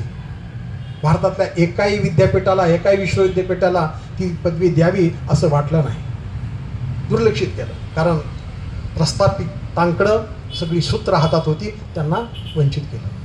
या देशामध्ये रक्ताचा एकही थेंब न सांडता महान अशी धम्मक्रांती करून गुलामगिरीच्या बेड्यात तोडल्या, एवढं महान कार्य केलं. जगाने किंवा जगाच्या नकाशावर, त्या पटलावर इथल्या मीडियाने किंवा इथल्या लोकांनी ते येऊ दिलं नाही, दुर्लक्षित केलं. खरं तर हे नोबेल पारितोषिक मिळावं असं कार्य होतं शांततेचं, भारताचा गौरव करणारं कार्य होतं ते. धर्मांतर ही गोष्ट एका धर्मातून दुसऱ्या धर्मात जाणं एवढी साधी मर्यादित नव्हती. तर धर्मांतर करणं म्हणजे बौद्ध धर्माचा स्वीकार, म्हणजे एक धर्म सोडून दुसरा धर्म स्वीकारणं एवढं नव्हतं. धर्मांतर म्हणजे काय? धर्मांतर म्हणजे उच्च मानवी मूल्यांचा स्वीकार करणं म्हणजे धर्मांतर आहे. धर्मांतर म्हणजे काय आहे? उच्च जी मानवी मूल्य आहे त्याचा स्वीकार करणं म्हणजे धर्मांतर आहे. आणि ती मानवी मूल्य त्यांनी आपल्याला स्वीकारायला लावली. आपण धर्मांतरित झालो, आपण उच्च मानवी मूल्यांचं आचरण करणारे लोक झालो. अशा पद्धतीचा धर्मांतराचा अर्थ बाबासाहेबांना अभिप्रेत होता. आणि म्हणून जेव्हा ते प्रबुद्ध भारताची संकल्पना मांडतात, या देशाला, हा देश नवनिर्मिती करायची या देशाची, तर संसाधनांचा विकास करून ती होणार नाही. तर या देशातली जी माणसं आहे, या देशातली जे नागरिक आहेत, त्यांच्या मनामध्ये परिवर्तन करणं गरजेचं आहे, त्यांची मनं बदलणं गरजेचं आहे. आणि ती जर मन बदलायची असेल तर त्यांच्यावर प्रक्रिया करणं गरजेचं आहे, त्यांना मानवी मूल्य शिकवणं गरजेचं आहे. आणि ही मानवी मूल्य शिकवण्याकरता त्यांनी काय केलेलं आहे? धर्मांतर केलेलं आहे. आणि त्या धर्म स्वीकारताना कोणता धर्म निवडलेला आहे की जो मानवी मूल्यावर स्वातंत्र्य, समता, बंधुत्व, मैत्री, करुणा, मुदिता या मूल्यांना महत्व देतो. ही जी मूल्य आहेत या धर्माचा पाया आहे, हृदय आहे. अशा धर्माचा स्वीकार बाबासाहेबांनी केलेला आपल्याला पाहायला मिळतोय. आणि म्हणून नवनिर्मिती करण्यासाठी भारताला धर्माची गरज होती. वैज्ञानिक दृष्टिकोन असलेले बाबासाहेब धर्मविरहित का राहिले नाही, किंवा त्यांनी स्वतःचा धर्म का, नवीनच एखादा धर्म का स्थापन केला नाही, किंवा ते ख्रिश्चन, मुस्लिम असे धर्म का स्वीकारला नाही, ह्या गोष्टीचं सुद्धा आपण चिंतन केलं पाहिजे. आणि हे फक्त बाबासाहेबांच्या अनुयायीनेच नव्हे, जे लोक म्हणतात ना या देशाला हिंदू राष्ट्र बनवायचं आहे, त्यांनी सुद्धा विचार केला पाहिजे की बाबासाहेब हे या देशाला निर्माण करण्याचं कार्य करत असताना धर्म आवश्यक आहे हे सांगत असताना बुद्धाचा धर्म निवडतात. याचं गुपित काय, याचं महत्त्व काय? आणि ते हे महत्त्व आहे की हा धर्म, आपल्याला माहिती आहे का जगामध्ये प्रमुख असे 8 धर्म आहेत. भारतामध्ये त्याच्यापैकी 4 धर्म आहेत. तर ते 4 धर्म इथले म्हणजे भारतीय धर्म कोणते? एक हिंदू आहे, एक बौद्ध आहे, जैन आहे आणि हे शीख धर्म आहे. शीख धर्म, हे 4 धर्म इथले. आणि बाहेरून आलेले जे धर्म आहेत तर ते कोणते आहेत? ख्रिश्चन आहे, मुस्लिम आहे, मला वाटतं टाटा कोणचे धर्माचे होते? पारशी आहे. आणि ख्रिश्चन, मुस्लिम, जैन, पारशी असे म्हणजे असे धर्म आहेत. एक मला आठवण आता. हां, तर असे धर्म आहेत. आता या धर्मांचा जो प्रचाराचा जे हे पाहिलं तर ते कसं आहे, या देशातील जे धर्म आहेत, म्हणजे मुस्लिम धर्म असेल तर तो हिंसा, गुलामी किंवा आक्रमण करून त्यांनी धर्माचा प्रचार केलेला आहे. ख्रिश्चन धर्माने प्रलोभनं आणि राजकीय सत्तेचा वापर करून त्याचा प्रचार झालेला आहे. आणि हे बाकीचे जे धर्म आहेत, हिंदू धर्मसुद्धा आक्रमण, गुलामी हे करून त्यांनी प्रचार केला आहे. परंतु एकमेव बौद्ध धर्म जो आहे तो मैत्री मार्गाचा अवलंब करून, बंधुभावाचा अवलंब करून, उच्च मानवी मूल्यांचा अवलंब करून लोकांनी तो स्वीकारलेला आहे. आणि म्हणून धर्मांतराचा विचार करत असताना कोणतंही प्रलोभन आपण घेतलेलं नाही, कोणत्याही भीतीपोटी आपण घेतलेलं नाही, कुठलंही आक्रमक करता आपण हा धर्म स्वीकारलेला आहे. तर इथं नवराष्ट्र निर्माण कसं होतं? नवराष्ट्र निर्माण करण्याकरता ह्या धर्माची आवश्यकता काय आहे ते बाबासाहेबच त्यांच्या घटना समितीच्या काही भाषणामध्ये, अखेरच्या भाषणामध्ये ते सांगतात की ही जी घटना जी आहे, हे संविधान जे आहे ते स्वातंत्र्य, समता, बंधुत्व या उच्च मानवी मूल्यावर आधारित आहे. त्याचा तो पाया आहे. आणि ही मूल्य मी कोणत्याही फ्रेंच राज्यक्रांतीतून घेतलेली नाही, तर ही मूल्य मी भारतातल्याच बौद्ध धर्मातून घेतलेली आहे. आणि म्हणून उच्च जी मानवी मूल्ये ज्या घटनेत समाविष्ट केलेली आहे, ही घटना सर्वसमावेशक जी झालेली आहे ती बाबासाहेबांवर बुद्ध धर्माच्या असलेल्या प्रभावामुळे. आपण कंटाळलेले आहात का? नाही, जरा उठून नका, मला डिस्टर्ब वाटतंय.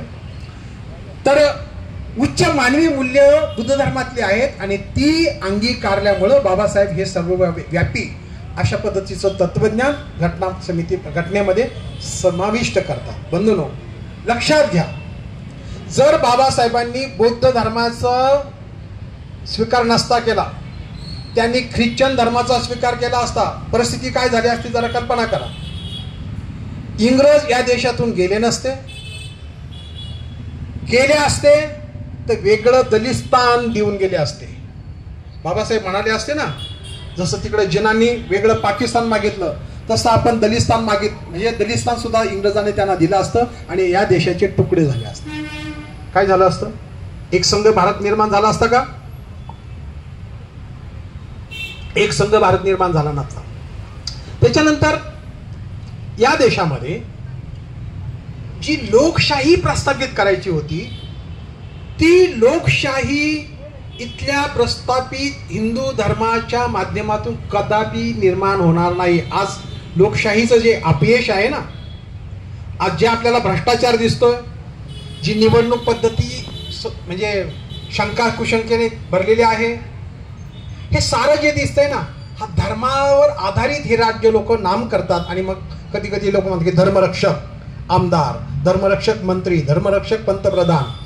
तर धर्मावर आधारित राज्यकर्ते जेव्हा वागवू लागतात तेव्हा देश गुलामगिरीत जातो. लक्षात घ्या, जेव्हा राज्यकर्ते एका विशिष्ट धर्माला पुढे आणतात तेव्हा देश गुलाम होत असतो, तो पारतंत्र्यात जात असतो. हा इतिहास आपण विसरता कामा नये. आणि म्हणून कोणत्याही धर्मावर आधारित हा देश चालता कामा नये. कारण या देशामध्ये बघा ना, बाबासाहेबांचा जो विचार, त्यांच्या मनावर जो बुद्धाचा जो विचार आहे, तो कसं राष्ट्र निर्माण करण्यासाठी ते प्रयत्न करतात. या देशामध्ये काश्मीरचे लोक कसे दिसतात? काश्मीरी लोक गोरे सुंदर असे दिसतात. त्याच्यानंतर पंजाबी, त्याच्यानंतर आपण UP बिहारला जातो, त्याच्यानंतर असे गोरेपान लोक येतात. महाराष्ट्रामध्ये पाहिल्यानंतर गोळे आहेत, काळे आहेत. खाली गेल्यानंतर केरळ, कर्नाटक या देशात ह्या भागात गेल्यानंतर काळे लोक दिसतात. वेगवेगळ्या भाषा बोलतात. मी संपूर्ण भारत फिरतो, मला अनुभव येतो की गेल्यानंतर केरळमध्ये गेल्या 2 महिन्यापूर्वी मी शिबिराला गेलो होतो. आणि शिबिराला गेल्यानंतर खूप महिला आल्याजवळ, खूप बोलायचं आहे त्यांना. त्यांची भाषा मला कळत नाही, माझी भाषा त्यांना कळत नाही. तासभर बायका बोलत आहेत. किती सांगावं त्यांना, सांगावं नाही. त्या दुभाषेला जो ट्रान्सलेशन करणारा होता त्याला जेवढं समजत होतं तेवढं तो सांगत होता. आणि आम्ही आमच्या भावना एकमेकाला आदान प्रदान करत होतो.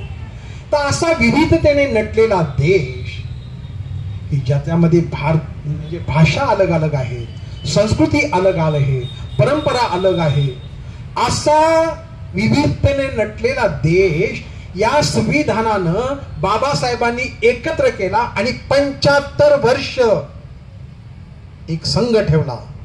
हा देश एक संघ ठेवला.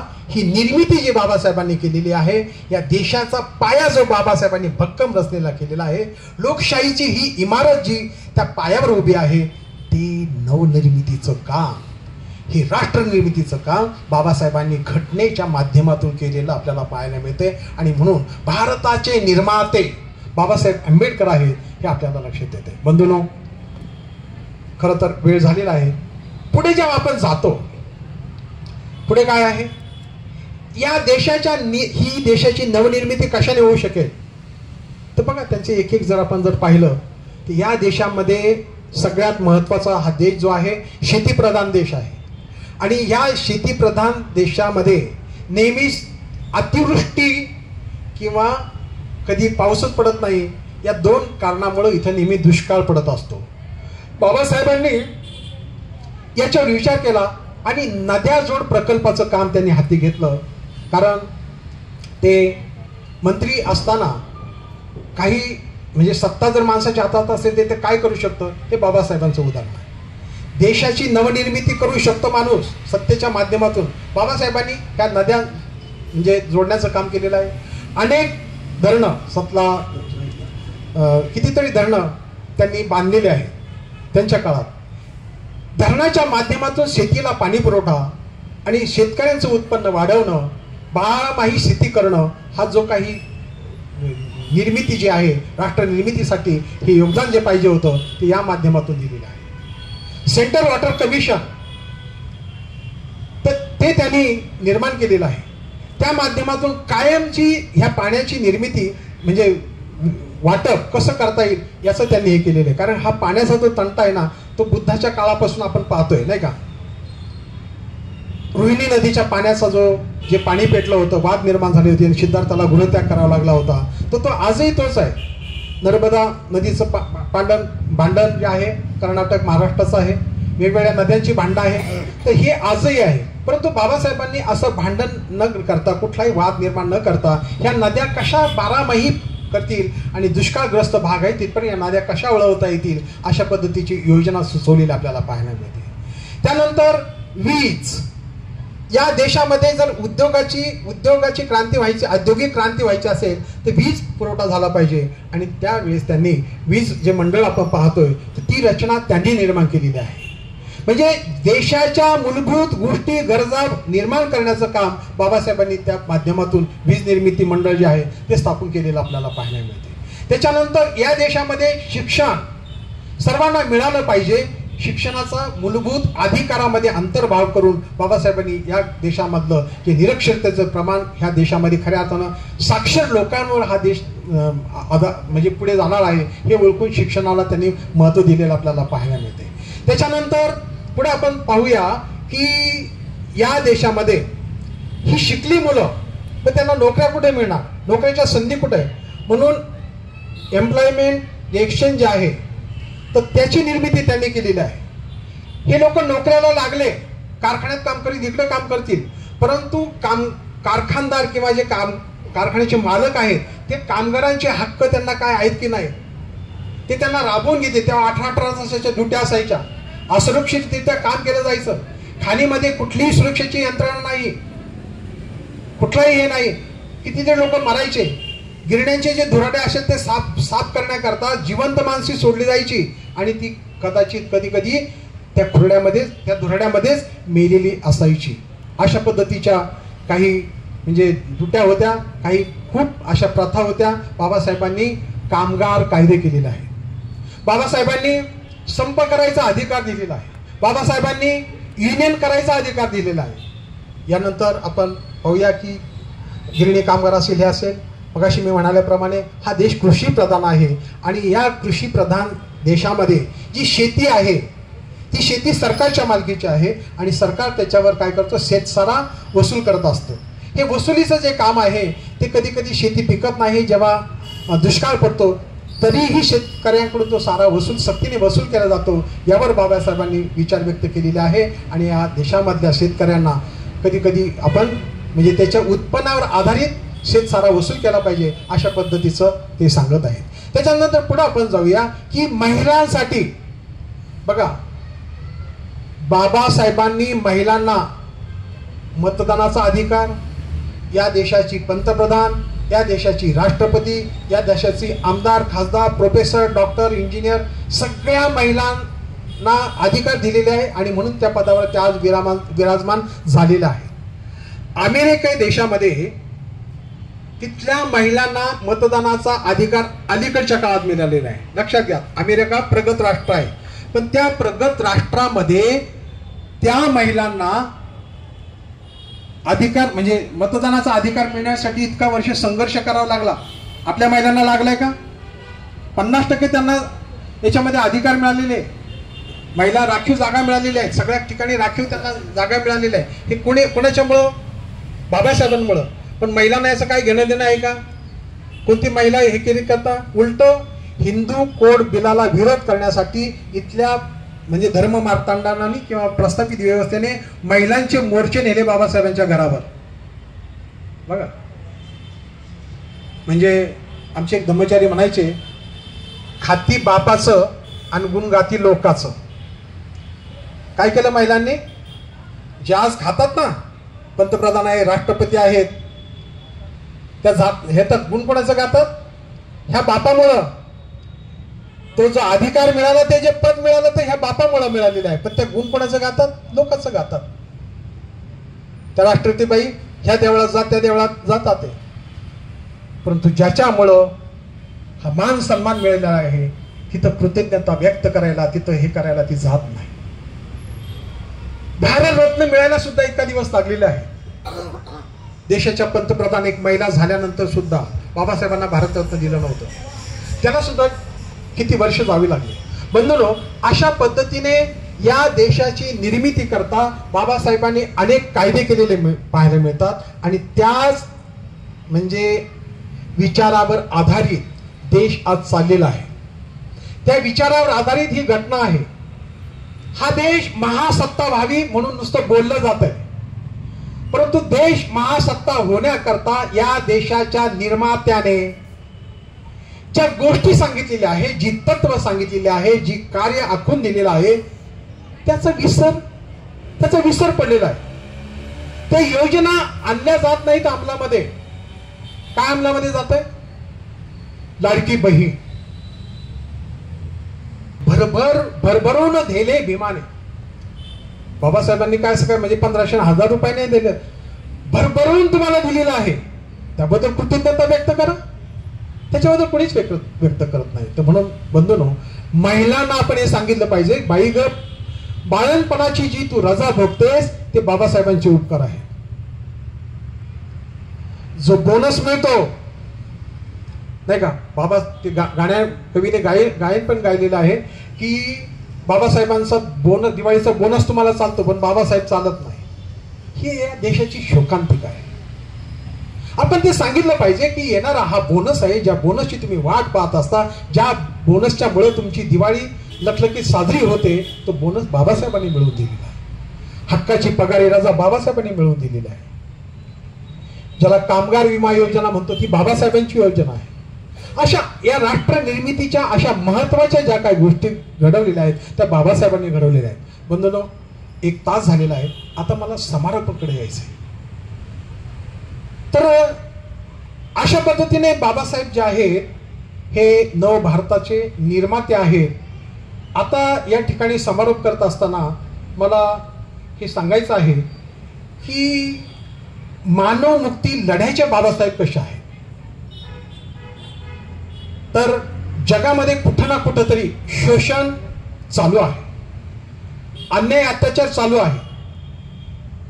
या लढ्याचं नेतृत्व स्वीकारताना बाबासाहेबांनी एका समाजापासून सुरुवात केलेली आहे आणि जेव्हा जसे जसे ते पुढे जातात तसे तशी त्याची व्याप्ती, त्यांची दृष्टी अशी विकसित झालेली आपल्याला पाहायला मिळते.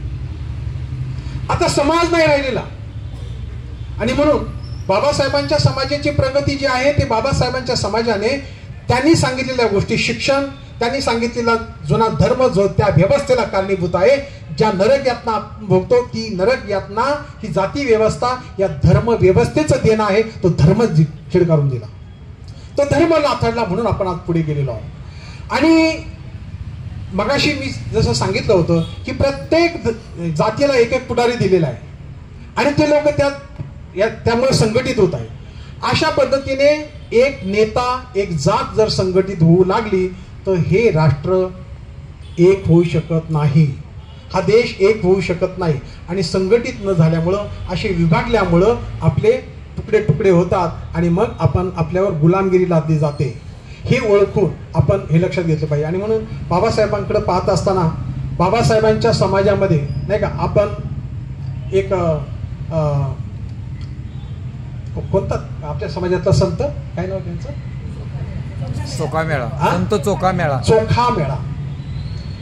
तो चोखा मेळा साहित्य संमेलनाला मी गेलो होतो आणि त्या साहित्य संमेलनामध्ये गेल्यानंतर मी पाहिलं तर आपली लोक कुणीच नव्हती, 4-5च लोक होती आणि हे लोक सांगत होती की क्रांतीचा जो काही महानायक आहे तो चोखा मेळा आहे. पण आज किंवा बाबासाहेबांनी आपल्याला चोखा मेळाचा आदर्श नाही दिलेला. चोखा मेळा त्यांच्या जातीतला होता, त्याला त्याने आपलं गुरु नाही मानलेलं. बाबासाहेबांनी गुरु कोणाला मानलेले? महात्मा ज्योतिबा फुलेला. महात्मा ज्योतिबा फुले बाबासाहेबांच्या जातीचे नव्हते. बाबासाहेबांनी गुरु मानले कोणाला? भगवान बुद्धांना.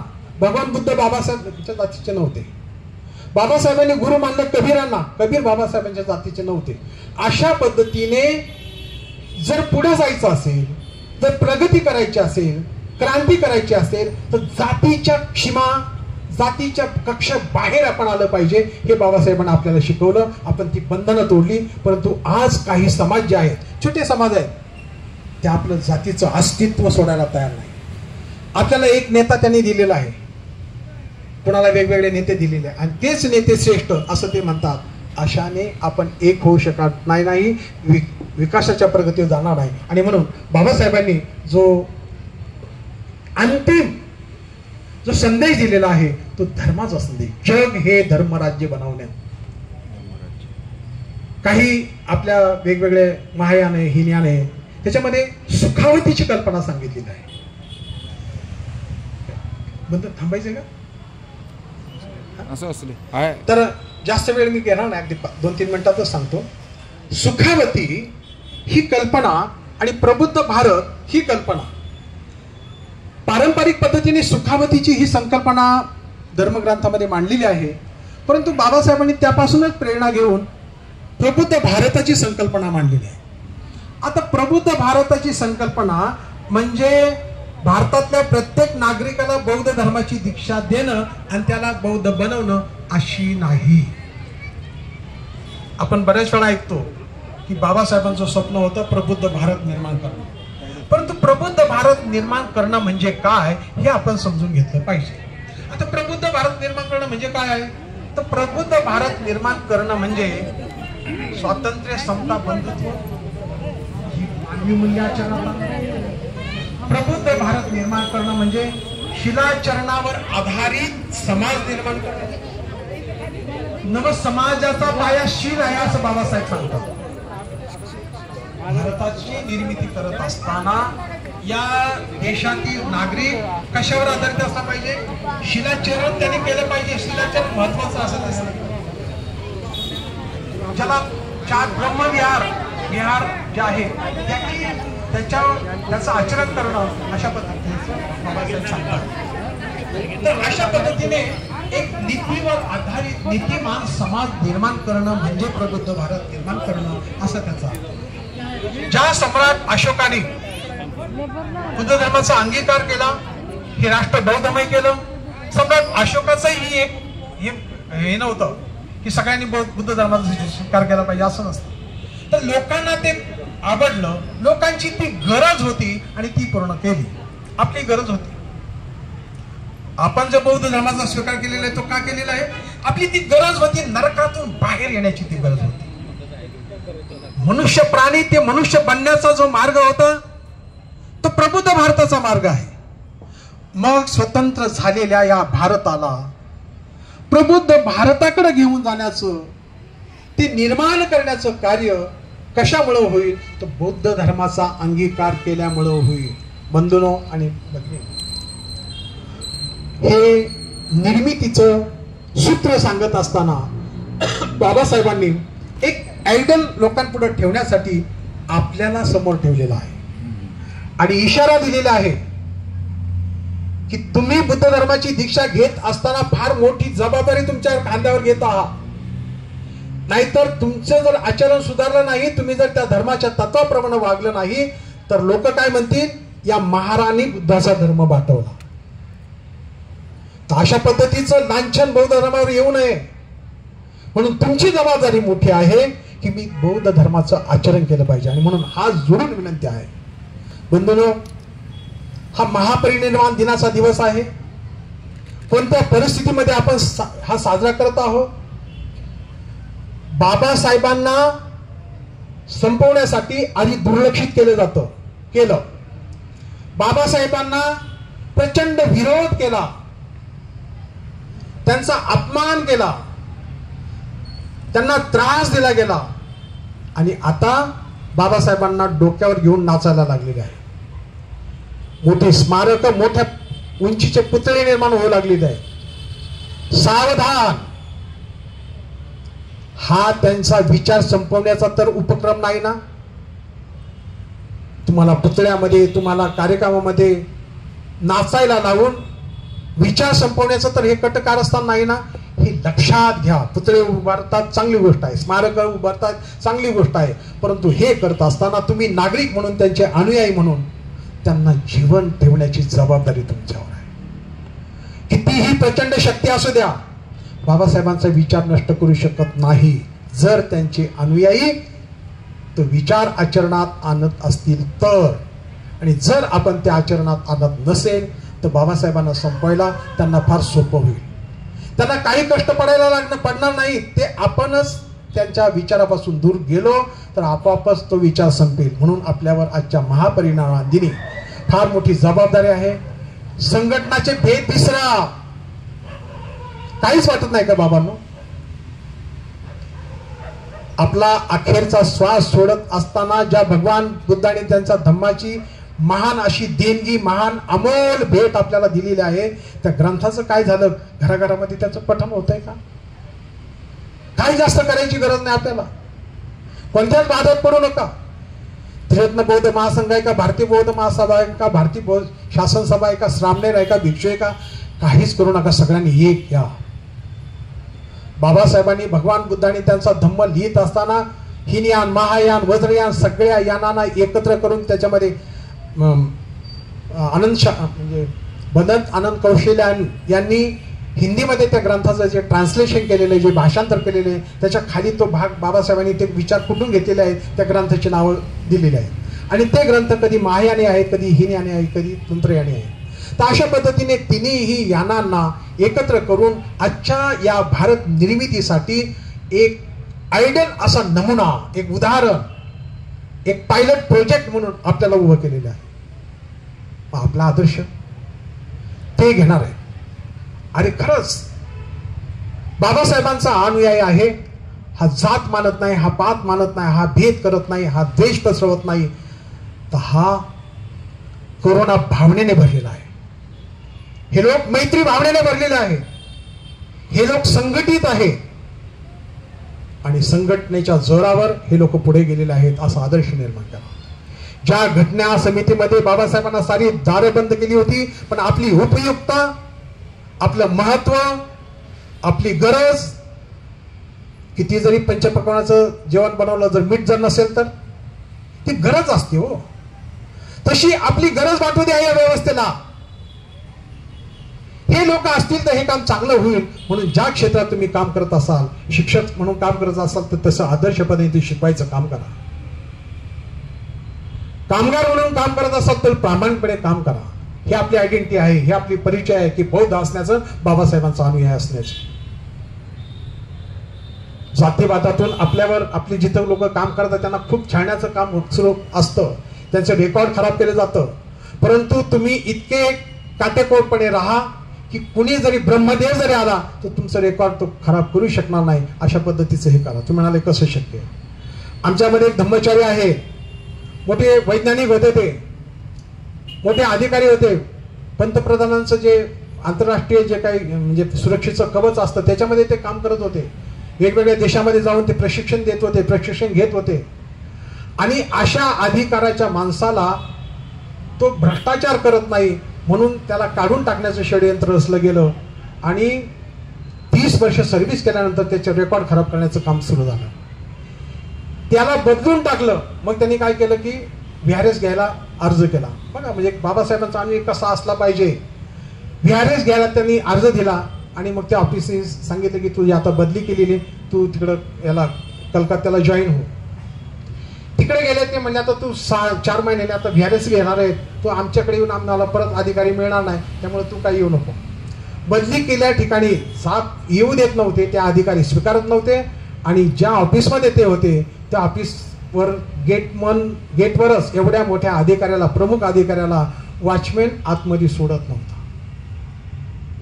आणि जर सही केली नाही तर त्यांना पगार मिळणार नव्हता, आणि जर ती सेवा खंडित झाली तर त्यांच्या पेन्शनवर परिणाम, म्हणजे पेन्शनच मिळणार नाही अशी व्यवस्था केली होती. कसं काय अवस्था असेल त्या माणसांची.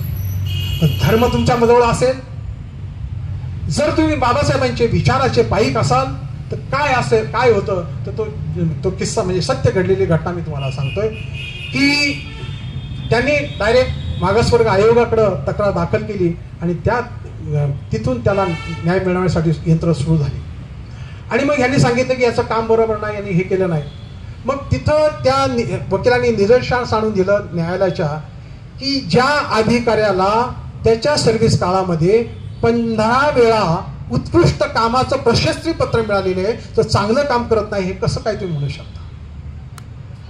जो अधिकारी 15 वर्ष चांगलं काम करतो, त्याचं प्रशस्ती पत्रक त्याला मिळतं, त्याचं नावलौकिक होतं, अशा अधिकाऱ्याला तुम्ही कसं काय म्हणता. आणि त्याला निर्दोष मुक्त केलं आणि त्याला VRS मिळून झालं. म्हणून आपण जिथं काम करता असा तिथं प्रामाणिकपणे राहा. भीम सैनिक आहात तुम्ही, तुम्हाला रात्रंदिवस लढायचंय, रस्त्याने चालताना तुम्हाला लढायचंय, कारण तुमच्या गाडीवर बाबासाहेबांची सही असते. तो माणूस तुम्हाला येऊन हे करेल. तुमच्या गाडीवर निळा ध्वज असतो, तुमच्या अंगावर पांढरी साडी असते, निळा शद्रा असतो. जागरूक राहायचंय तुम्हाला. हा आजच्या दिवसाचा संदेश आहे. जागृत राहायचंय.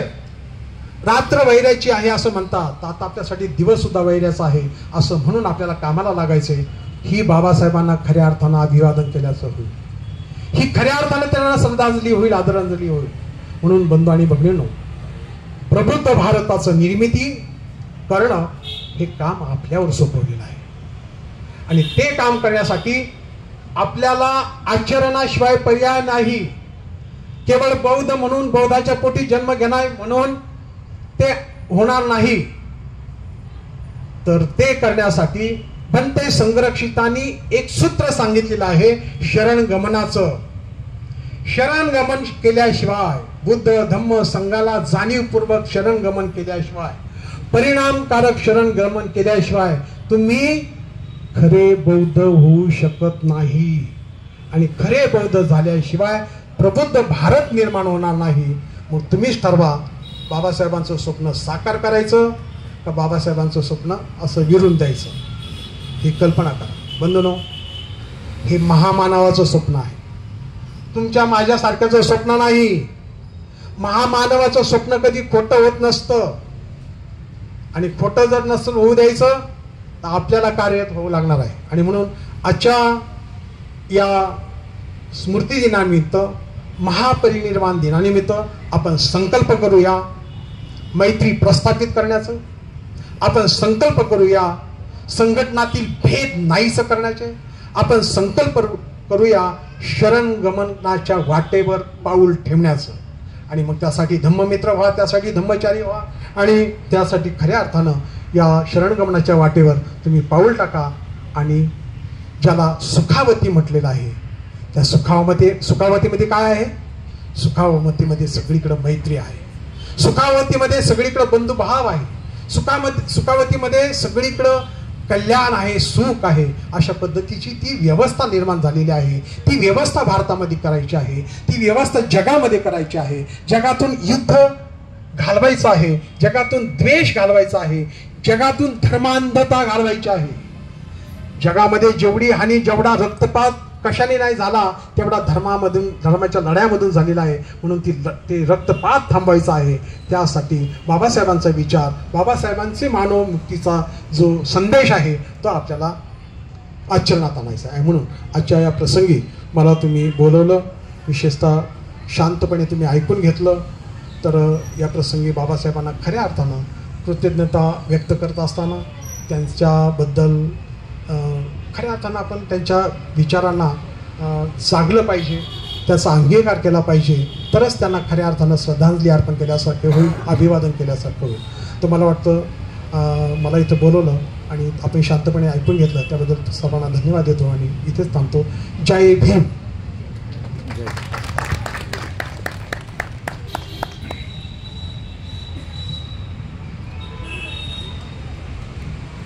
धन्यवाद आदरणीय उपायराजाजी. बाबासाहेब आभाळाच्या उंचीचं व्यक्तिमत्व ज्यांनी आपल्या समोर उभं केलं, बाबासाहेबांच्या प्रती त्यांच्या अनुयायाची जबाबदारी, वर्तमानातली परिस्थिती आणि भविष्यातील आव्हानं आज आपल्या पुढं कशा पद्धतीनं येऊन ठाकलेली आहेत याची जाणीव त्यांनी गेल्या तास सव्वा तासाच्या आपल्या प्रवचनामधून करून दिलेली आहे. ही भविष्यातली जी आव्हानं आहे ही पेलण्याचं सामर्थ्य जर कुणामध्ये असेल तर ते बाबासाहेबांच्या विचारांमध्ये आहे याची वारंवार आपल्याला जाणीव करून दिली असे धम्मचारी उपायराजा.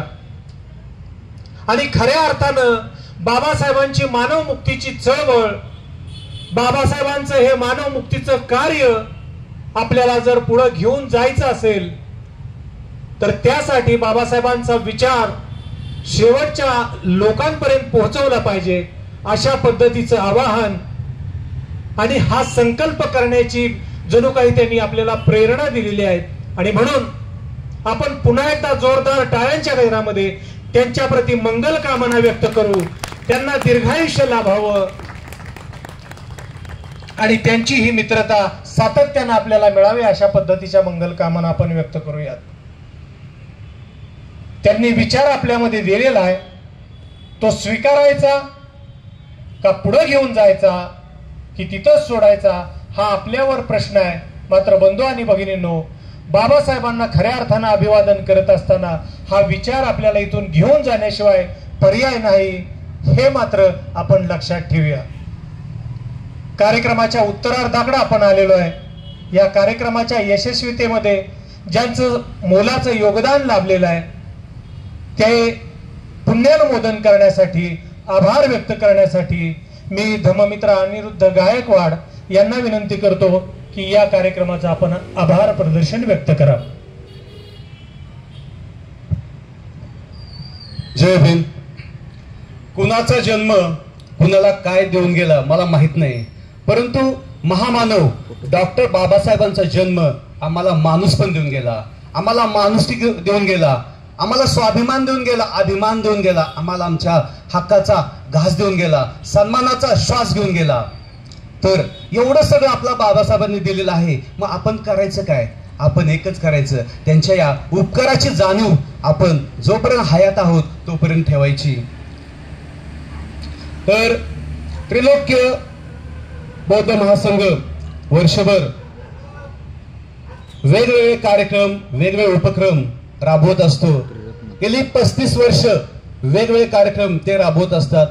यामध्ये अनेक धम्ममित्र सहभागी असतात आणि या सर्वांचं हे काम असतं. तर याही वर्षी अनेक त्यांनी उपक्रम राबवलेले आहेत आणि आता माझ्याकडे काम दिलेलं आहे आभार प्रदर्शनाचं.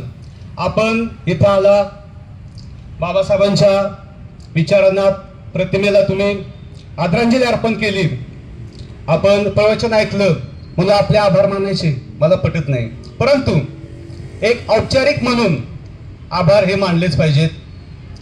त्रैलोक्य बौद्ध महासंघाच्या वतीनं आज इथं महापरिनिर्वाण दिनी त्रिरत्न म्हणा, त्रिरत्न बौद्ध महासंघाच्या वतीनं आज आपण इथं आलात आणि हा जो कार्यक्रम आयोजित केलेला आहे तर या कार्यक्रमासाठी तिघांनी धम्मचारी संघादित्यजी, धम्ममित्र विश्वास सावंत, धम्ममित्र प्रवीण दसके या तिघांनी गेली महिनाभर खूप परिश्रम घेतलेले आहेत. त्यांचं खूप खूप पुण्यानुमोदन. आणि ज्यांच्या अमोघ अशा वक्तृत्वानं मानण्यापेक्षा त्यांच्या 30 वर्षाच्या बौद्ध धर्माच्या अभ्यासाविषयी आपण ऐकून घेतलं, त्यांचे विचार ऐकले. एक चिकित्सक विचार आपल्या समोर त्यांनी मांडलेले आहेत आणि बाबासाहेबांना काय अपेक्षित होतं आणि आताची परिस्थिती कशी आहे आणि आपण काय केलं पाहिजे, येणाऱ्या परिस्थितीला आपण कसं सामोरं गेलं पाहिजे. गेले 1 तास ते इतक्या तन्मयतेनं आणि अभ्यासपूर्ण आपल्या समोर त्यांनी प्रवचन दिलेलं आहे. तर ज्येष्ठ धम्मचारी पुणे मान्य उपाय राजा यांचं मी खूप खूप पुण्यानुमोदन आणि त्यांचं खूप आभार मानतो. त्याचप्रमाणे कार्यक्रमाच्या सुरुवातीला जे पूजा झाली तर पूजेचं नेतृत्व महिला दममित्र सौ दया जगताप, त्याचप्रमाणे सीमा कांबळेजी, सुनीता जाधव यांनी खूप छान पद्धतीने त्यांनी पूजेचं नेतृत्व केलं. त्याबद्दल त्यांचं मी पुण्यनमोदन आणि आभार मानतो. त्याचप्रमाणे किशोर जाधव, भीमराव दसके, विकास लादे, राहुल देवकान, संतोष सोनवणे आणि मिलिंद कांबळे सर, अनिरुद्ध गायकवाड यांचेही पुण्यनमोदन. त्यांनी सुद्धा या कार्यक्रमाशी होण्यासाठी खूप त्यांनी परिश्रम केलेला आहे. त्याचप्रमाणे आपल्याला आभार मानले पाहिजेत या कार्यक्रमासाठी सातारा नगर परिषदेचे मुख्य कार्यकारी अधिकारी अभिजित बापट साहेब यांनी खूप आपल्याला सहकार्य केलेलं आहे. या ज्या खुर्च्या ज्या आहेत, त्याचप्रमाणे साऊंड सिस्टीम आहे, त्यांनी आपल्याला मोफत आणि योग्य वेळी दिलेला आहे. काल संध्याकाळी ते इथे येऊन पाहणी सुद्धा केलेली आहे की व्यवस्था व्यवस्थित झालेली आहे की नाही. त्यांचं सुद्धा खूप खूप पुण्यनमोदन. त्याचप्रमाणे आपल्या आता सांगितलं की आपण सगळ्यांनी एकत्र आलं पाहिजे. वेगवेगळ्या संघटनेत आहेत, वेगवेगळ्या संघटना एक झाल्या. गायक किरण शाहीर आता शाहीर किरण जगताप, सॉरी त्यांचं म्हणजे नाव उल्लेख करणं राहून गेलेलं आहे. त्यांनी सुद्धा सुंदर पद्धतीने आपल्या समोर गायन केलेलं आहे आणि धम्म प्रचाराचंच काम सुद्धा ते करत आहेत आणि करणार आहेत इथून पुढचा. त्यांचं सुद्धा पुण्यनमोदन. आणि आता मी सांगितलं की वेगवेगळ्या संघटना आपल्या इथं आहेत आणि वेगवेगळे कार्य करत असतात. सगळ्यांचं उद्देश एकच असतं, परंतु वेगवेगळ्या ठिकाणी कार्य करत असतात. तर सातारा जिल्ह्याच्या वेगवेगळ्या संघटना पदाधिकारी त्यांचे, तसे भारतीय बौद्ध महासभा, RPI आणि BSP आणि अजून काही, त्यांचं सुद्धा खूप खूप पुण्यनमोदन. आणि त्यांचं कार्य असंच पुढे चालू ठेवा आणि सगळ्यांनी एकत्र येऊन जर कार्य केलं तर नक्कीच आपल्याला एकतेचा विजय होणार आहे. तर आपण सर्व समोर बसलेले धम्म उपासक, उपासिका आणि श्रोते वर्ग, आपण इथं थांबलात आणि खूप चांगल्या पद्धतीने कार्यक्रमाची शोभा वाढवली. तर पुन्हा एकदा तुमचं पुण्यनमोदन आणि आभार. धन्यवाद. वृद्ध गायकवाड त्यांनी सुद्धा खूप आपल्या सगळ्यांची या ठिकाणी ज्या पद्धतीनं पुण्यानुमोदन केलं, आपलं आभार व्यक्त केलं, त्याच पद्धतीनं त्यांचंही या ठिकाणी आपण आभार व्यक्त करणं गरजेचं आहे, पुण्यानुमोदन करणं गरजेचं आहे. कारण त्यांच्या मनामध्ये हा जो मैत्रीचा भाव आहे तो विकसित होतो आहे आणि म्हणून त्याबद्दल त्यांचं अभिनंदन करणं हे आपल्या सगळ्यांचं काम आहे. कार्यक्रमाची सांगता करण्याकडे आपण आलेलो आहोत. मी सगळ्यांना विनंती करतो की आपण उभं राहायचं आहे. शेवटची धम्मपालन गाथा या ठिकाणी आपण घेणार आहोत आणि या कार्यक्रमाची सांगता करणार आहोत.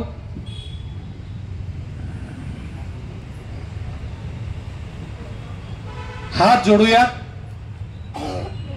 त्या भाग्य विद्यार्थ्याला, हात जोडूयात त्या राष्ट्र निर्मात्याला, हात जोडूयात त्या महामानवाला ज्यांनी आपलं अखंड आयुष्य आपल्यासाठी समर्पित केलं. त्या उद्धारकर्त्याप्रती नतमस्तक होऊया, शेवटची धम्मपालनाची प्रतिज्ञा करूया आणि आजचा हा अभिवादनाचा कार्यक्रम या ठिकाणी थांबूयात, हात जोडूयात आणि अभिवादन करूयात.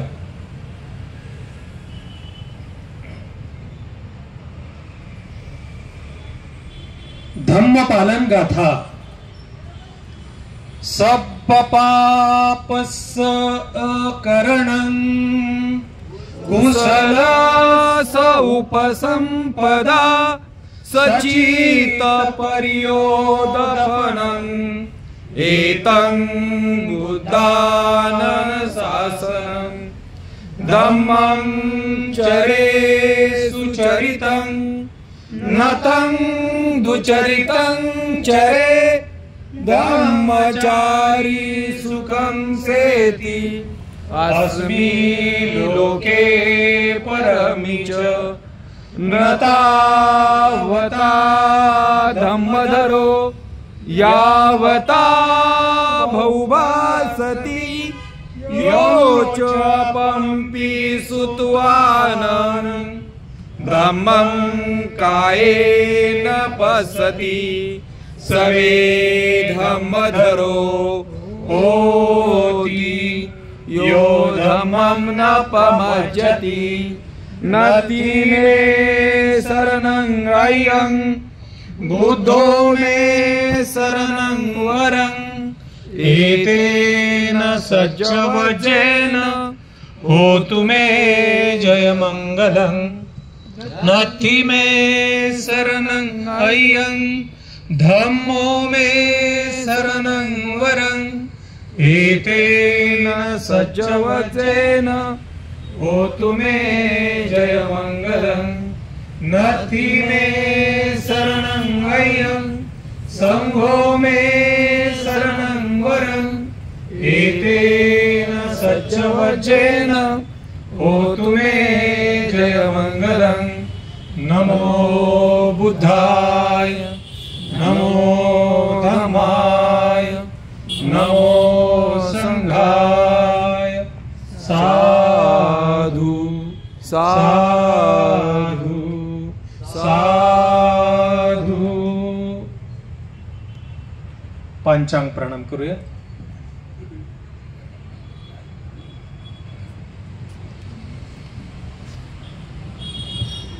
बुद्धं नमामि धम्मं नमामि संघं नमामि. जय भीम जय भीम जय भीम जय भीम जय भीम. हा बोला नाही होऊ दे तुमचं मग येते मी. नाही जावा की जावा नाही असं द्या तुमचं काय दे. बोलायचंय त्यांना. सर्वजण चला वरती स्टेजवर. ताई चला ताई वरती चला. धम्ममित्र सर्व चला. सुमेध दादा फोटो काढायला का? नाही फोटो काढायचा. हा चला. कॅमेरा घ्या माझं संपलंय चार्जिंग.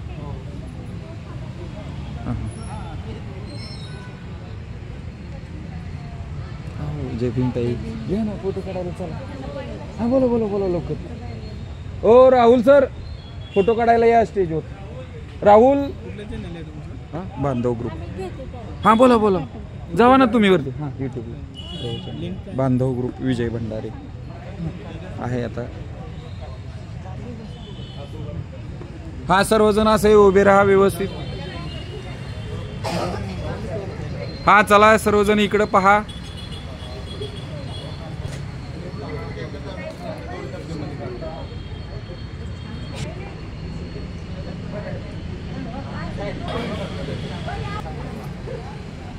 हाँ सर फोटो. ए भैया इधर जरा समझ है. हाँ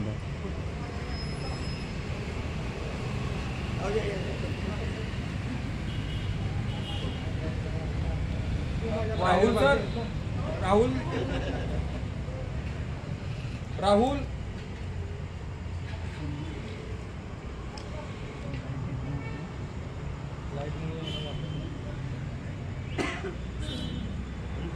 झालं तुमचं. Okay thank you. थांबा की असंच फिरून तुम्ही थांबा की. या हो आला. सुमित या ना बोलतो. सगळे कव्हर झाले पाहिजेत ना. हां महिला वर्ग. Okay okay okay okay. Thank you. Photo घ्या ना.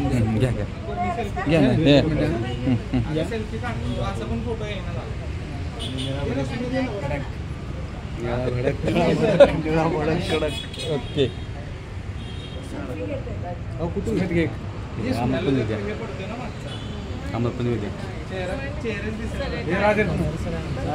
रात्री असंच होतं माझ्या. हां फ्लॅश का. ओके हो फिरवा. सुरू आहे माझं. एवढ्याच जवळ काही जणांनी खुर्च्या एकत्र करा, ओके. काही जणांनी पूजास्थान करा. ओके. पटकन आपल्याला इथून जाता येईल. ओके